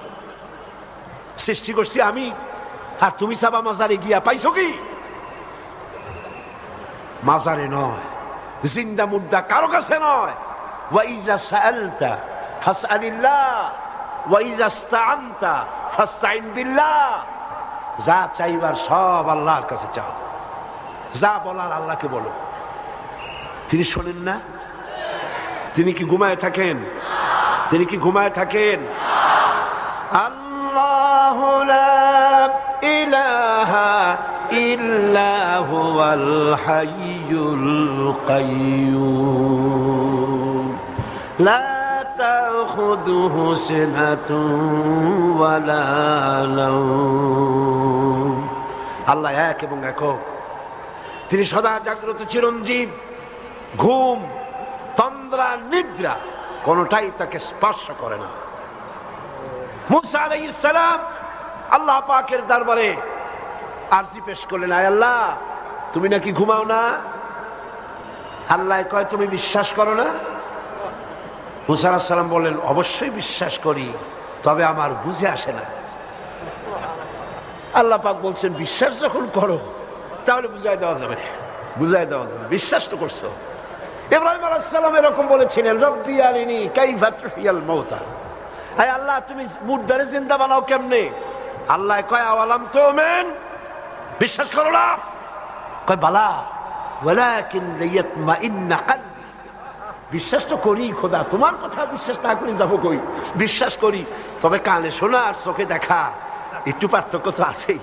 চোখে যদি দেখতাম খুশি হয়ে যাইতাম। আল্লাহ দেখাই দিছিলেন, দেন নাই? কোন সূরা আছে? আলেমেরা কোন তাড়াতাড়ি সূরা বাকারার মধ্যে কোন না কেন? মুসা আলাইহিস সালাম বললেন, আল্লাহ তুমি নাকি ঘুমাও না? আল্লাহ কয়, বিশ্বাস করো না? কয় বিশ্বাস করি, বুঝি না। আল্লাহ কয়, তাহলে বুঝাই, 1 গ্লাস পানি নিয়ে আসো। মুসা আলাইহিস সালাম 1 গ্লাস পানি নিয়ে আসলেন, দাঁড়ায় থাকো। মুসা আলাইহিস সালামরে বললেন, পানি নিয়ে দাঁড়ায় থাকো। আর আল্লাহ ঘুমেরে কইলেন, ধর মুসারে। ঘুম আসে মুসা আলাইহিস সালামরে করছে। ঘুম এসে গিয়েছে, হাতের থেকে গ্লাসটা পড়ে গেল, পানি ছিটকে গেল, গ্লাস ভেঙে চুরমার হয়ে গেল। মুসা আলাইহিস সালাম অপরাধীর মতো বলছে, রব্বুল আলামিন, আমি তোমার হুকুম পালন করতে গিয়ে ব্যর্থ হয়ে গেলাম, গ্লাসটা পড়ে তো ভেঙে গেছে ঘুমের কারণে। আল্লাহ কয়, বুঝছো কিনা ঘুমাই না কেন? মুসা আলাইহিস সালাম বলেন, বুঝি না। রব্বুল আলামিন বলেন, মুসা রে, একটা গ্লাস নিয়া 1 মিনিটও দাঁড়ায় থাকতে পারলা না, ঘুমাইলে পরে তোমার হাতের থেকে গ্লাসটা পড়ে ভেঙ্গে চুরে চুরমার হয়ে গেল। আমি রব্বুল আলামিন গোটা আকাশ আর জমিনের সৃষ্টি জগতের ট্রাফিক কন্ট্রোল আমি আল্লাহ আমার হাত দিয়া করি। আমি যদি ঘুমায় যাই, আসমান এবং জমিন থাকবে না। আর মাখলুকের জন্য কোয়ালিটি যা করেছি, খালেকের জন্য সেটা শোভনীয় নয়। আমি খালিক আর তোমরা মাখলুক, তোমাদের যা কোয়ালিটি ওটা আমার হইতে পারে না। আমার তন্দ্রাও নাই, ঘুমও নাই। ঘুম আর তন্দ্রা দুটি কি এক জিনিস? ঘুমাইনি তো শীতই থাকে, আর তন্দ্রা মুরগির মতো ঠোকর খায়, এরকম করে। এটার নাম তন্দ্রা। আল্লাহ কয় যে লা তাখুযুহু সিনাতুন ওয়ালা নাওম, ঘুম তন্দ্রা কোনটাই আমাকে স্পর্শ করে না। সুবহানাল্লাহ, আমাকে কোনটি স্পর্শ করে না। সুতরাং আপনি তো আল্লাহর কাছেই চাইবেন। আপনি মাজারে গিয়া চাইলেন, হযরত খাজা মাইনুদ্দিন চিশতি আজমেরি রাহমাতুল্লাহ আলাইহি, আল্লাহ পাকের মাহবুব বান্দা। আপনি বাংলাদেশি, আমি বাংলাদেশি। আমি যাই কইলাম খাজা সাহেব আমার ছেলে নাই মেয়ে নেই, দেন কিছু। উনি কি বাংলা বুঝেন? আর একজনে আসলো লন্ডন থেকে, উনি এসে ইংরেজিতে কইল, উনি কি ইংরেজি বুঝবেন? আর একজন আসলো সৌদি আরব থেকে, তিনি আরবিতে কল, উনি কি বুঝবেন? আর উনি কি রাত দিন 24 ঘন্টা ওই কবরের মধ্যে আছেন, এটার কি কোনো প্রমাণ আছে? উনি সকল ভাষা বুঝতে পারেন, সারাক্ষণ জেগে জেগে সব শোনেন আর সব সকলের প্রয়োজন মিটায় দেন, এটা কি সম্ভব? এই কথাগুলিও যদি মাথায় না ঢোকে তো আল্লাহ আকল দিলেন কেন? সমস্ত ভাষা, আরবি, ইংরেজি, উর্দু, ফার্সি, Telugu, Italy, Roman, Dutch, France, সারা পৃথিবীর সমস্ত ভাষা সৃষ্টি করেছেন কে? যে কোনো ভাষায় ডাকেন, যখন ডাকেন, যেখানে বসে ডাকেন, এই ফরিয়াদ কে শোনে? কে শোনে? কে শোনে? সব ভাষায় তিনি শুনতে পান ফরিয়াদ রসানি। সেজন্য যিনি ভাষা বোঝেন, যিনি শুনতে পান, সে আল্লাহ রাব্বুল আলামিনের কাছে চাইতে হবে সব সময়ের জন্য। আমার মা বোনেরা, আমার ভাইয়েরা, সবাইকে আমি সতর্ক করতে চাই এ ব্যাপারে, আল্লাহ পাকের সাথে কাউকে শরীক স্থাপন করবেন না। যা চাইবার, যা বলার চাইবেন আল্লাহর কাছে, মানুষের দেওয়ার কিছু নাই, আপনার আশা পূরণ কেউ করতে পারবে না। বুঝে আসছে কথা? আল্লাহ ছাড়া কারো কাছে কোনো ক্ষমতাই নাই, বিশ্বাস করেন? কোনো ক্ষমতা নাই। যা ক্ষমতা মাতবারি করে, এই ক্ষমতা এই আছে, এই নাই, ঠিক কিনা? আল্লাহ পাক বলছেন আল্লাহুল্লাযী খালাকাকুম সুম্মা রাযাকাকুম সুম্মা ইউমীতুকুম সুম্মা ইউহয়ীকুম।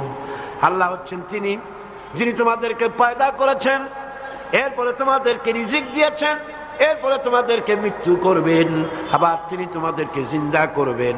হাল মিন শুরাকাইকুম মান ইয়াফআল মিন যালিকুম মিন শাই সুবহানাহু ওয়া তাআলা আম্মা ইউশরিকুন। তোমাদের বানানো শরীকদের মধ্যে এমন কেউ কি আছে যে সবের কোনো একটি কাজও সে করতে পারে? পারে? তোমারে মারতে পারে? তোমারে জিন্দা করতে পারে? তোমারে রিজিক দিতে পারে? পারে না। আমাকে কেউ মারতে, আমি বিশ্বাস করি না। পৃথিবীতে আমার জন্য যদি একটি বুলেট বরাদ্দ থাকে,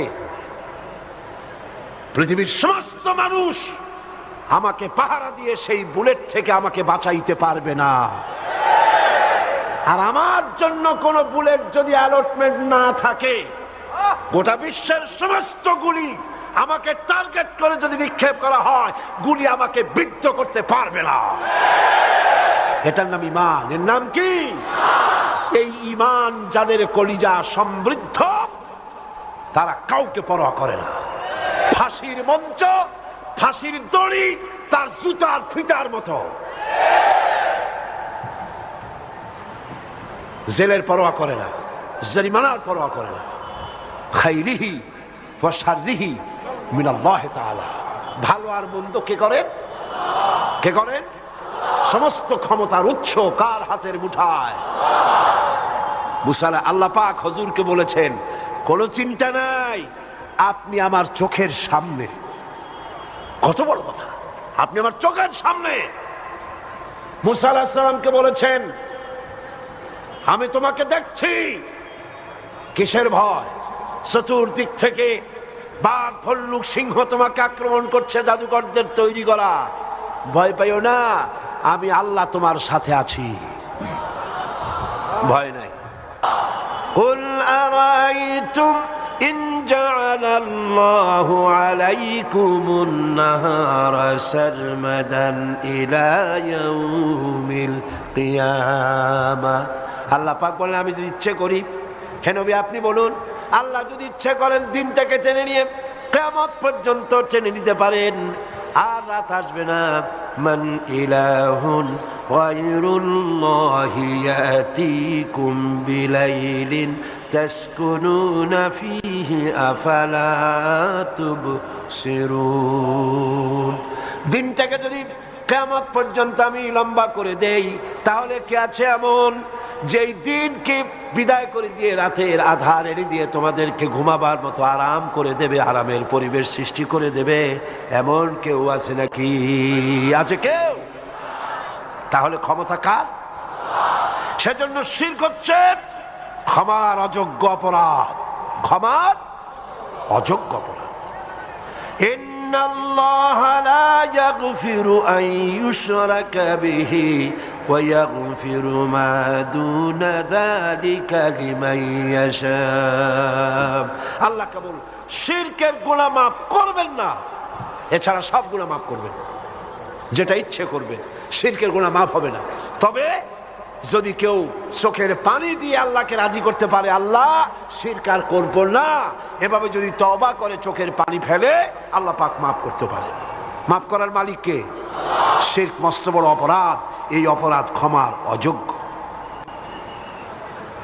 ক্ষমার অযোগ্য। শিরক হচ্ছে একটা বোমার মতো, ডিনামাইট। কিসের মতো? বোমা, ডিনামাইট। মনে করেন এই চট্টগ্রাম শহরের সবচাইতে বড় বিল্ডিং, সেই বিল্ডিংটা বানাতে 10 বছর বা 5 বছর সময় লাগে।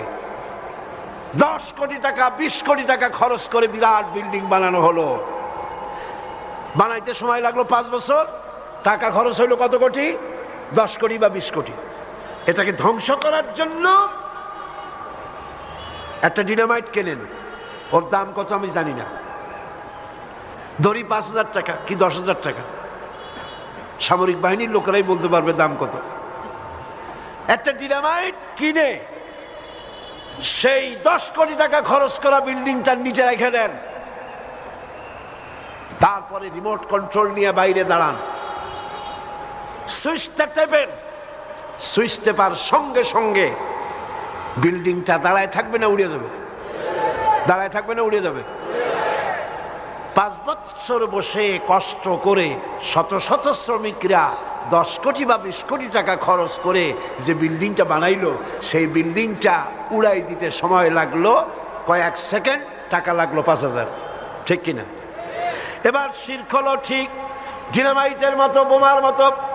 আল্লাহ রাব্বুল আলামিন সূরা ফুরকানের মধ্যে বলেছেন, ওয়াকাদিমনা ইলা মা আমিলু মিন আমালিন ফাজআলনাহু হাবাআম মানসুরা।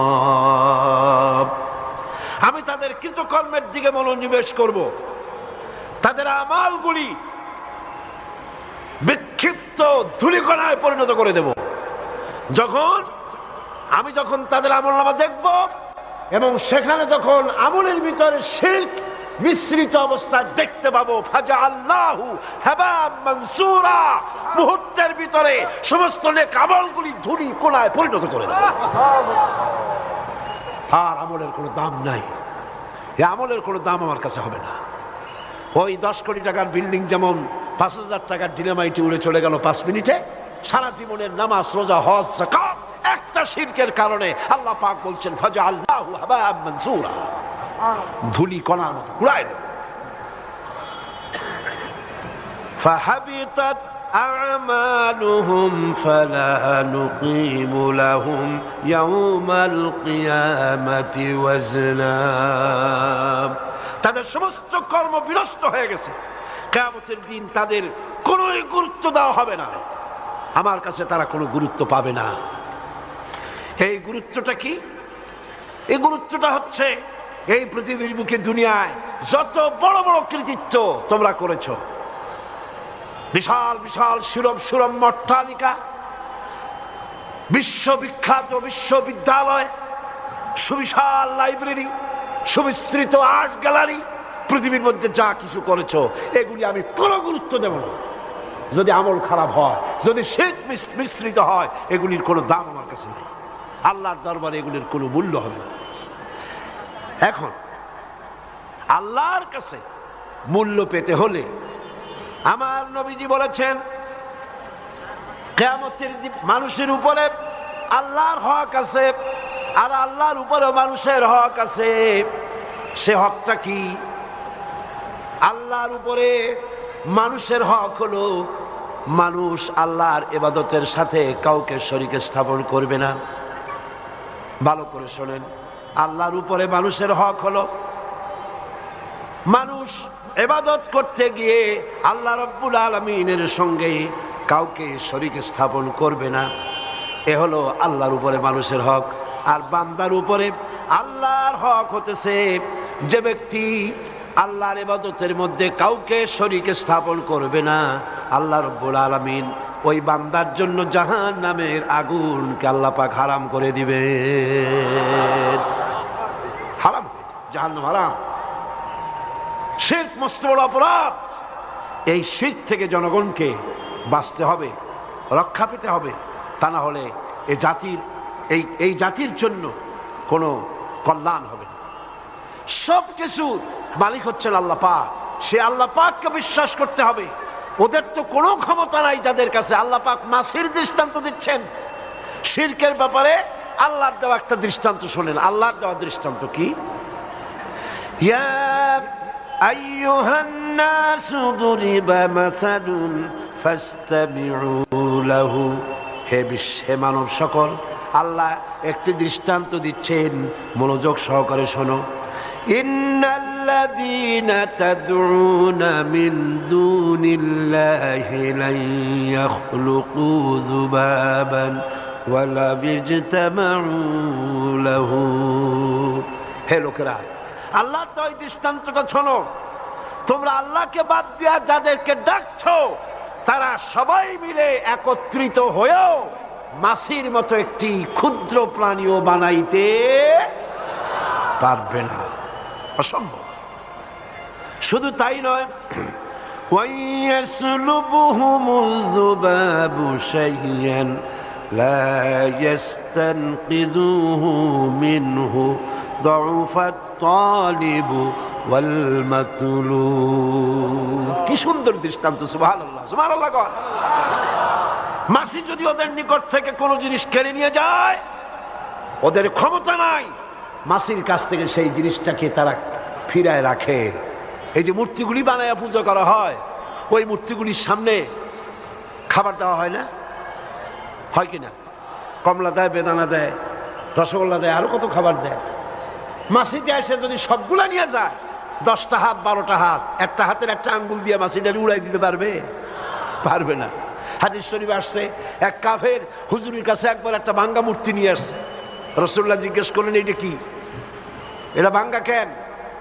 কয় যে হুজুর, এটা তো আমার খোদা, এইটা নিয়ে আমি সবসময় সাথে রাখি, না জানি কোন সময় কোন বিপদে পড়ি।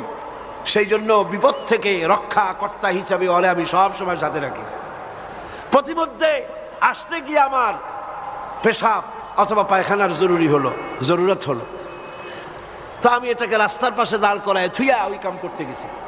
ফিরে এসে দেখি এটার মাথা থেকে শুরু করে পা পর্যন্ত ভিজা। মনে করলাম নিশ্চয়ই কোনো পবিত্র পানি হবে। শেষ পর্যন্ত এই যার আমি পূজা করি, অর্চনা করি, পবিত্র পানি মনে করে জিহ্বা দিয়ে চাটা আরম্ভ করছি।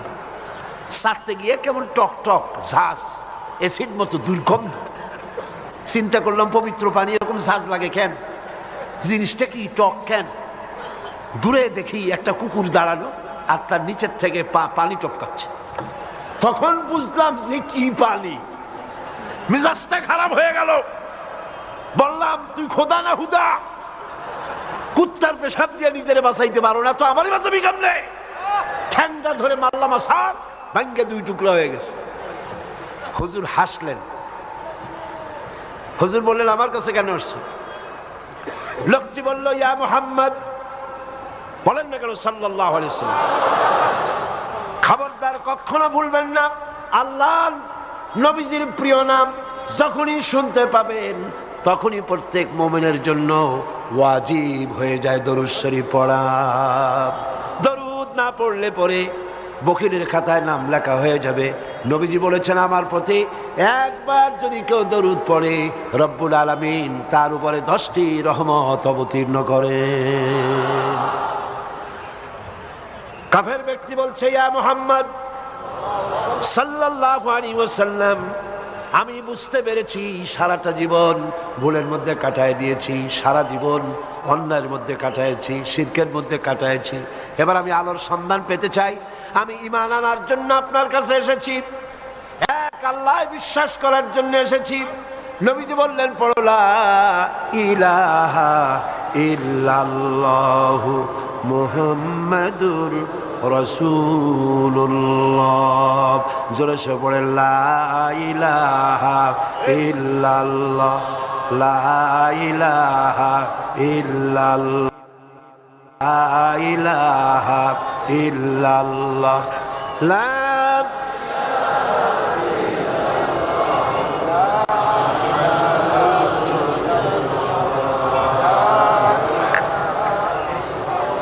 লা ইলাহা ইল্লাল্লাহু মুহাম্মাদুর রাসূলুল্লাহ। ভাইরা আমার, সমস্ত ক্ষমতা একচ্ছত্র মালিক কে? আল্লাহ।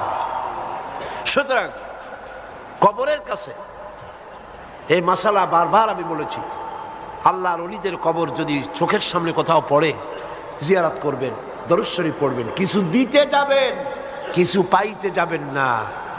কি দেবেন? মোমবাতি, আগরবাতি, টাকা, চাদর, পয়সা না। কি দেবেন? সওয়াব। দরুদ শরীফ পড়বেন, সূরা ফাতিহা শরীফ পড়বেন, সূরা ইখলাস পড়বেন, দোয়া। কিছু পাইতে যাবেন। সূরা কাফের মধ্যে আল্লাহ পাক বলেছেন, যারা এখানে শুয়ে আছে, যাদের কবরের কাছে যাচ্ছ আর কিছু চাইতেছ, কান পেতে শোনো, একটা শ্বাসের আওয়াজ কানে আসবে না। তোমারে কি দিবে? সুতরাং জিন্দা মুর্দা মানুষের কাছে পাওয়ার কিচ্ছু নাই। জিন্দা মানুষ দোয়া করতে পারে, আল্লাহর ওলিরা দোয়া করতে পারেন। কি করতে পারেন? দোয়া করতে পারেন। কবুল হবে কিনা আল্লাহ পাক ভালো জানেন। কে ভালো জানেন? আল্লাহ পাক ভালো জানেন। কবরের দিকে, কবর পূজার জায়গা হয়ে গিয়েছে আজকাল। কবরস্থানগুলিকে বেশি করে সাজানো হচ্ছে, বিরাট বিরাট গম্বুজ বানানো হচ্ছে, চাদর দেওয়া হচ্ছে, আগরবাতি মোমবাতি দেওয়া হচ্ছে। শিরক জায়েজ নাই, জায়েজ। রাসূল কারীম সাল্লাল্লাহু আলাইহি ওয়াসাল্লাম বলেছেন, লা তাজলিসু আলাল কুবুর ওয়া লা তুসাল্লু আলাইহা। কবরের উপরে বসো না এবং সেদিকে মুখ করে নামাজ আদায় করো। কবর জিয়ারত করার সময় যদি কবরের কাছে যান, জিয়ারত করার সময় দোয়া দুরূদ পড়া মুনাজাত করবেন। কোন দিকে ফিরে? কোন দিকে ফিরে? আপনি কবরের দিকে ফিরে ঈমানদার লোকেরা মুনাজাত করবে না। তার কারণ হলো, এটা প্রমাণ হয় আপনি যেন কবরের কাছে যাচ্ছেন। মনে থাকবে? মনে থাকবে? আল্লাহ তৌফিক দান করুন, বলি আমিন। আল্লাহ তৌফিক দান করুন। এই মাজারগুলি আমাদের দেশে বহুত মাজার হয়েছে। এগুলি পয়সা ইনকামের জন্য বিরাট বিরাট রাস্তা তৈরি হয়ে গিয়েছে। সম্পর্ক তো হওয়া উচিত ছিল মসজিদের সাথে। কিসের সাথে? মসজিদের সাথে সম্পর্ক। গভর্নমেন্ট যদি ইমানদার হয়, সমস্ত মাজারগুলি গভর্নমেন্ট কন্ট্রোল করবে, এগুলি পাহারা দেবে, এগুলিতে যাতে লোকেরা সেজদা না দিতে পারে, এটা ইমানদার গভর্নমেন্টের দায়িত্ব। দেখেন না, রাসূল করিম সাল্লাল্লাহু আলাইহি ওয়াসাল্লাম, এই পৃথিবীতে সবচাইতে শ্রেষ্ঠ মাজার কার? রাসূল করিম সাল্লাল্লাহু আলাইহি ওয়াসাল্লামের। সেইখানে পাহারা আছে না নাই? পুলিশ আছে না নাই? মাথা নিচু করা যায়? ছোঁয়া যায়? চুমা খাওয়া যায়? পুলিশ ধাক্কা দিয়ে ফেলায় যায়।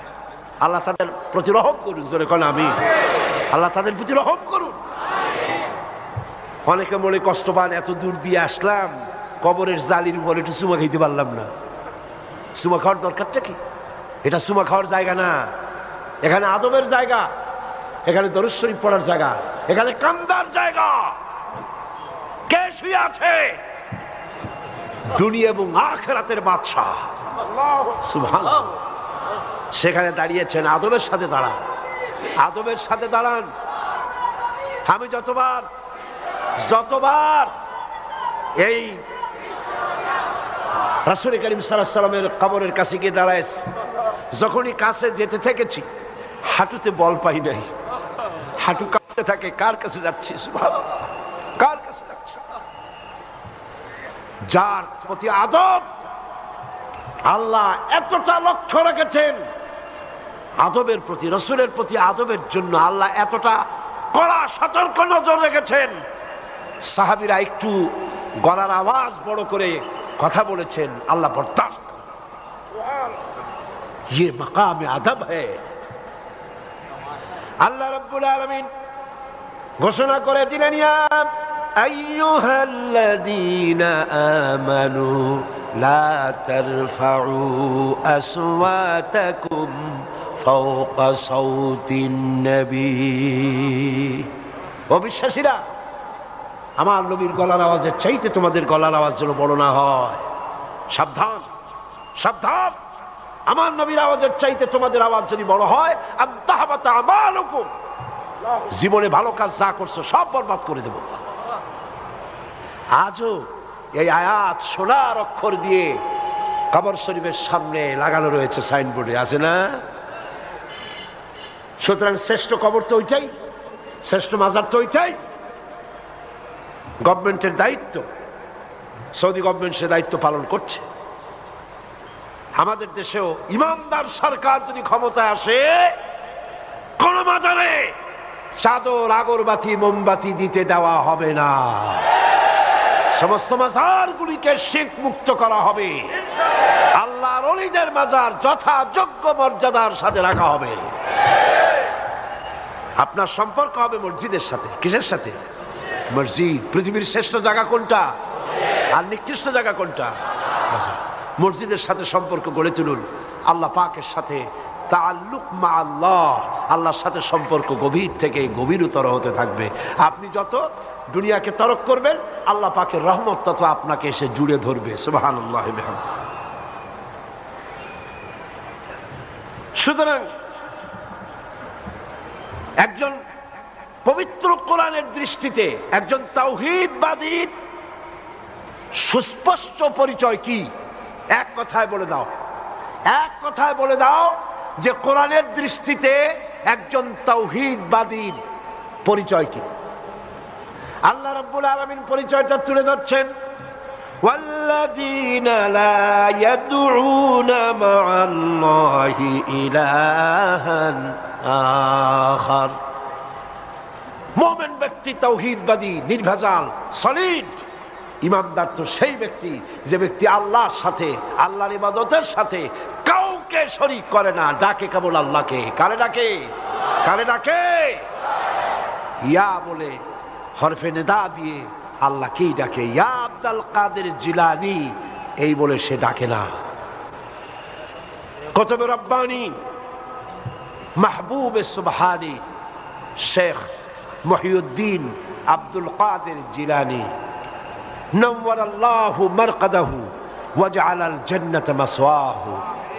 তিনি সাইয়্যিদ, তিনি আওলাদ রাসূল, তিনি বড় আলেম, তিনি জগৎ বিখ্যাত পীর। কিন্তু কোন উম্মতের জন্য জায়েজ নাই ইয়া আব্দুল কাদের জিলানী শাইয়্যান লিল্লাহ বলা জায়েজ নাই। হারাম, হারাম। মুসলমানদেরকে এই শিরক থেকে তাদেরকে বাঁচতে হবে। আরো কিছু খুচরা খুচরা শিরকের কাজ আমার দেশের লোকেরা করে কিনা? মেয়ে লোকেরা, মা বোনেরা শোনেন, মা বোনদের মধ্যে এই সমস্ত একটু বেশি হয়। গ্রাম্য অঞ্চলে অবশ্য, শহরে কম হয়। গ্রামে খুলনার এক এলাকায় শুনেছি, সেখানে মহিলাদের প্রসব বেদনা উঠলে, ডাক্তার নাই তো, তখন অন্য ধাত্রী বা মুরব্বী শ্রেণীর লোকেরা বলে বিড়ালের পাও ধরিয়া মাপসা, বিড়ালের পাও ধরিয়া মাপ চাইতে থাকে। বিড়ালের কাছে গর্ভবতী নারী কি অপরাধ করছে? আর বিড়ালে মাপ করলেই তার ডেলিভারি আসান হবে। কি পাগলামি কথা! আজিব আজিব। হায় আল্লাহ, আল্লাহরে বান্দায় যদি ছাড়ে, বান্দা যদি আল্লাহরে ছেড়ে দেয়, আল্লাহ বান্দারে বিড়ালের পাও ধরে ছাড়ে, যা মর। দেখছেন অবস্থা? এক আল্লাহর রূপকে ভয় করবেন, সারা দুনিয়ার সামনে সিংহের মতো গর্জন দিয়ে কথা বলতে পারবেন। সুবহানাল্লাহ। এক আল্লাহরে ভয় করবেন না, সারা দুনিয়াকে ভয় করবেন পাতিশিয়ালের মতো। মা বোনেরা এরকম অনেক শিরক করে বসেন, বিশেষ করে তাবিজ তোমার, এগুলো খুব বেশি। জেনেও ধরে জম্মের ধরা। এই জেনে আবার ধরে শাশুড়ি যদি খুব বেকায়দা হয়, শ্বশুরবাড়ি টিকতে পারে না, তখন জেনে ধরে। আর এই জেন তাড়াবার জন্য এক শ্রেণীর ব্যবসায়ী মৌলবী সাহেব আছেন। রাগ করবেন না কিন্তু আমার উপরে, রাগ করবেন নাকি? আর রাগ করলেও আমার কিছু করার নাই, হক কথা বলার এক অভ্যাস আছে, বলতেই হয়। আমি আমার কথা বলবো, আমি তো কারো চাকরি করি না, আলহামদুলিল্লাহ, আল্লাহর কথাই বলি। এই তাবিজ লেখার জন্য নাফিউল খালায়েক আর মকসুদুল মুমিনিন দুইখানা কেতাব শরীফ বাংলাদেশের ঘরে ঘরে, বাঙালি জাতির কপাল পোড়া, প্রত্যেক ঘরে ঘরে ঢুকে গেছে। মকসুদুল মুমিনের মধ্যে যা লেখা তার 12 আনা মিথ্যা কথা। হাদিসের নামে যা লেখা হয়েছে 12 আনা মিথ্যা কথা। হাদিসের কোন সবুত নাই। তাবিজ তোমার নকশা বান্ধে, আর মেয়ে লোকগুলারে কবিতা বানায়া মেয়ে লোকরে পুরুষের দাসীর চাইতেও দাসী বানায় দিয়েছে, যার জন্য তাসলিমা নাসরিনদের মতো কপাল পোড়া মেয়েরা এইসব বই পড়া বেশি গুমরা হয়েছে। স্বামীর পায়ের তলে বেহেশত, তারপরে আরো কত হাবিজাবি, স্বামীর পায়ের জুতা চাটো, পাও চাটো, নানান কথা তার মধ্যে লেখা। তাবিজগুলি নকশা বানাইছে, আবার তার মধ্যে সেহেল কাপ। হায় রে কপাল! সেহেল কাপ কি? আমি পড়লাম, দেখি যে অনেক ফজিলত। সেহেল কাপ কি? কাফাকা, কাফাকা, কামাকা, কামিয়াত ফিকা, কুক্কা, কি কি সব কুকুর টুকুর, অনেকগুলি কাপ এক জায়গায় আইনিয়া সেহেল কাপ বানাইছে। কোরআন শরীফের বিভিন্ন জায়গা দিয়ে কাপ গুলো আছে। হারাম, জায়েজ নাই। কে এই পারমিশন দিয়েছে? কোরআনের বিভিন্ন জায়গা থেকে 40টা কাপ এক জায়গায় আনলে কারো দাঁতের ব্যথা ভালো হয়ে যাবে, কারো পেটের ব্যথা ভালো হয়ে যাবে। কোথায় পেয়েছো? জাহালাত, মূর্খতা, জায়েজ নাই। এই যে কোরআন শরীফ, এই কোরআন শরীফও যদি বাংলাদেশের ছাপানো কোরআন শরীফগুলি মূর্খতা কদ্দুর গিয়ে ঢুকছে, এটা নাই, আল্লাহ রহমত করছে। বাংলাদেশের অনেক লাইভ প্রকাশক কোরআন শরীফ ছাপাইছে, তার মধ্যে সূরা নূর, সূরা মারিয়াম, সূরা কাহাফ, সূরা ইয়াসিন এর নকশা আঁকাইছে। 5793, 3297, 33532 এইরকম নকশা বানাই দিছে, লিখছে এইটা গলায় দিলে মায়ের বিয়ে হয়ে যাবে তাড়াতাড়ি, ওইটা গিলা খাইলে ডেলিভারিতে ওটাও কষ্ট হবে না। কোথায় পাইছেন আপনারা? নকশা করে তাবিজ বানানো জায়েজ নাই, হারাম হারাম। এবং কোরআন শরীফে কি কয়? ভণ্ড মুরগির আস্তানা কয়। কি এর মধ্যে কি? আরে ভাই, মুরগির পাশে লাগছেন কেন? না কি কইছে আল্লাহই জানে। আচ্ছা, যাই হোক, এই যে সংখ্যা, বিসমিল্লাহকে আমার দেশে লেখে 786, এটাও আরেকটি জাহালাত, আরেকটি মূর্খতা, কোরআন থেকে মানুষকে দূরে সরাবার আরেকটা চালাকি। 786 সাথে বিসমিল্লাহর সম্পর্ক কি?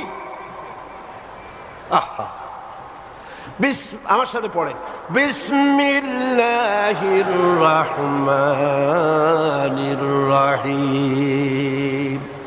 19টি অক্ষর আছে, প্রতি অক্ষরে কত করে নাকি? 19কে 10 দিয়ে গুণ দেন।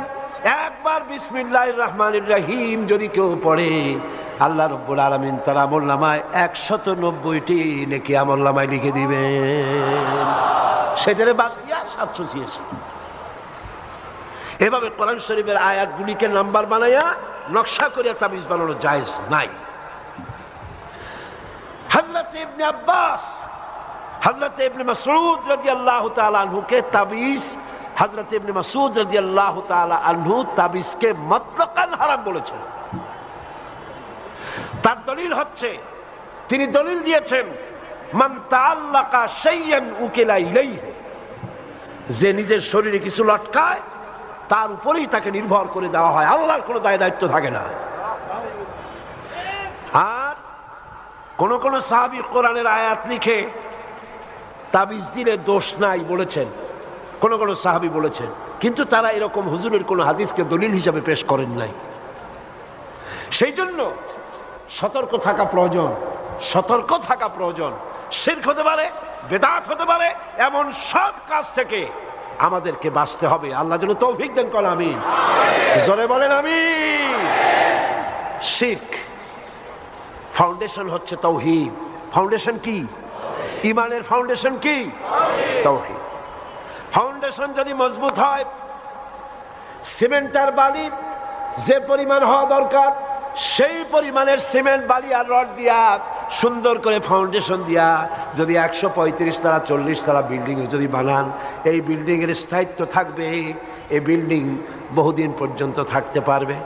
কিন্তু বালি যদি বেশি হয়ে যায়, সিমেন্ট যদি কম হয়ে যায়, ফাউন্ডেশনে যদি ভেজাল হয়, তাহলে বিল্ডিং যতই দেখতে সুন্দর হোক না কেন, ভূমিকম্প আসার আগেই চিত হয়ে পড়ে যাবে, ঠিক কিনা? সুতরাং একজন মুমিন মুসলমান, তার ঈমানের ফাউন্ডেশন হচ্ছে তাওহীদ। আল্লাহর একত্ববাদে বিশ্বাস করতে হবে, শিরক আর বিদআত থেকে বাঁচতে হবে। এটা যদি হয়, দুনিয়া পাবেন শান্তি, কিয়ামতের দিন আল্লাহ রাব্বুল আলামিন জাহান্নাম থেকে বাঁচাইয়া দিবেন। আর যদি শিরক আর বিদআত মিশ্রিত আমল যদি হয়, দুনিয়াও শান্তি নাই। দুনিয়া বিড়ালের পা ধরে মাপ চাওয়া লাগবে, কুকুরের পা ধরে মাপ চাওয়া লাগবে, আর কিয়ামতের দিন জাহান্নামের আযাব অপেক্ষা করবে। আল্লাহ পাক আমার জাতিকে শিরক আর বিদআত বোঝার তৌফিক দিন, বলি আমিন, জোরে বলেন আমিন। আমি আপনাদের নিয়ে আজকের মতো মোনাজাত করতে চাই। দাঁড়ানো ভাইরা বসেন, দাঁড়ানো ভাইরা বসুন, মোনাজাতে শরীক হন। জীবন আমরা গুনাহ করেছি, দয়া করে মেহেরবানি করে আমাদের জিন্দেগির গুনাহ খাতা মাফ করে দাও। হায় আল্লাহ, শিরক যে মস্ত বড় জুলুম, শিরক যে মস্ত বড় অপরাধ, মস্ত বড় মিথ্যা, কবিরা গুনাহ। আল্লাহ, এই শিরক থেকে আমাদের বাঁচার তৌফিক দাও রব্বুল আলামিন। শিরক থেকে আমাদের বাঁচার তৌফিক দাও, বিদআত থেকে বাঁচার তৌফিক দাও। শিরক আর বিদআত মুক্ত আমল নিয়ে কিয়ামতের দিন তোমার খাঁটি গোলামদের মধ্যে যেন দাঁড়াইতে পারি রব্বুল আলামিন। এ মাহফিলের আয়োজন ইসলামী সমাজ কল্যাণ পরিষদ করেছে। আল্লাহ, তুমি দয়া করে ইসলামী সমাজ কল্যাণ পরিষদকে কিয়ামত পর্যন্ত কবুল করে নাও। তাদের যতগুলি প্রজেক্ট আছে আল্লাহ, সবগুলিকে তুমি মঞ্জুর করে নাও রব্বুল আলামিন। এই মাহফিলে যারা উপস্থিত হয়েছেন আল্লাহ, তুমি দয়া করে সবাইকে তোমার মকবুল বান্দাদের মধ্যে শামিল করে নাও। আল্লাহুম্মা জিদনা ওয়ালা তানকুসনা ওয়াকরিমনা ওয়ালা তুহিন্না, ওয়াকরিমনা ওয়ালা তুহিন্না, ওয়াকরিমনা ওয়ালা তুহিন্না, ওয়াতিনা ওয়ালা তাহরিমনা, ওয়াসিরনা ওয়ালা তুসির আলাইনা, وأرضنا وارض عنا يا كريم يا رب العالمين. ربنا تقبل منا إنك أنت السميع العليم وتب علينا إنك أنت التواب الرحيم. سبحان ربك رب العزة عما يصفون وسلام على المرسلين الحمد لله رب العالمين. واجعل آخر كلمة عند الموت لا إله إلا الله محمد رسول الله. السلام عليكم ورحمة الله.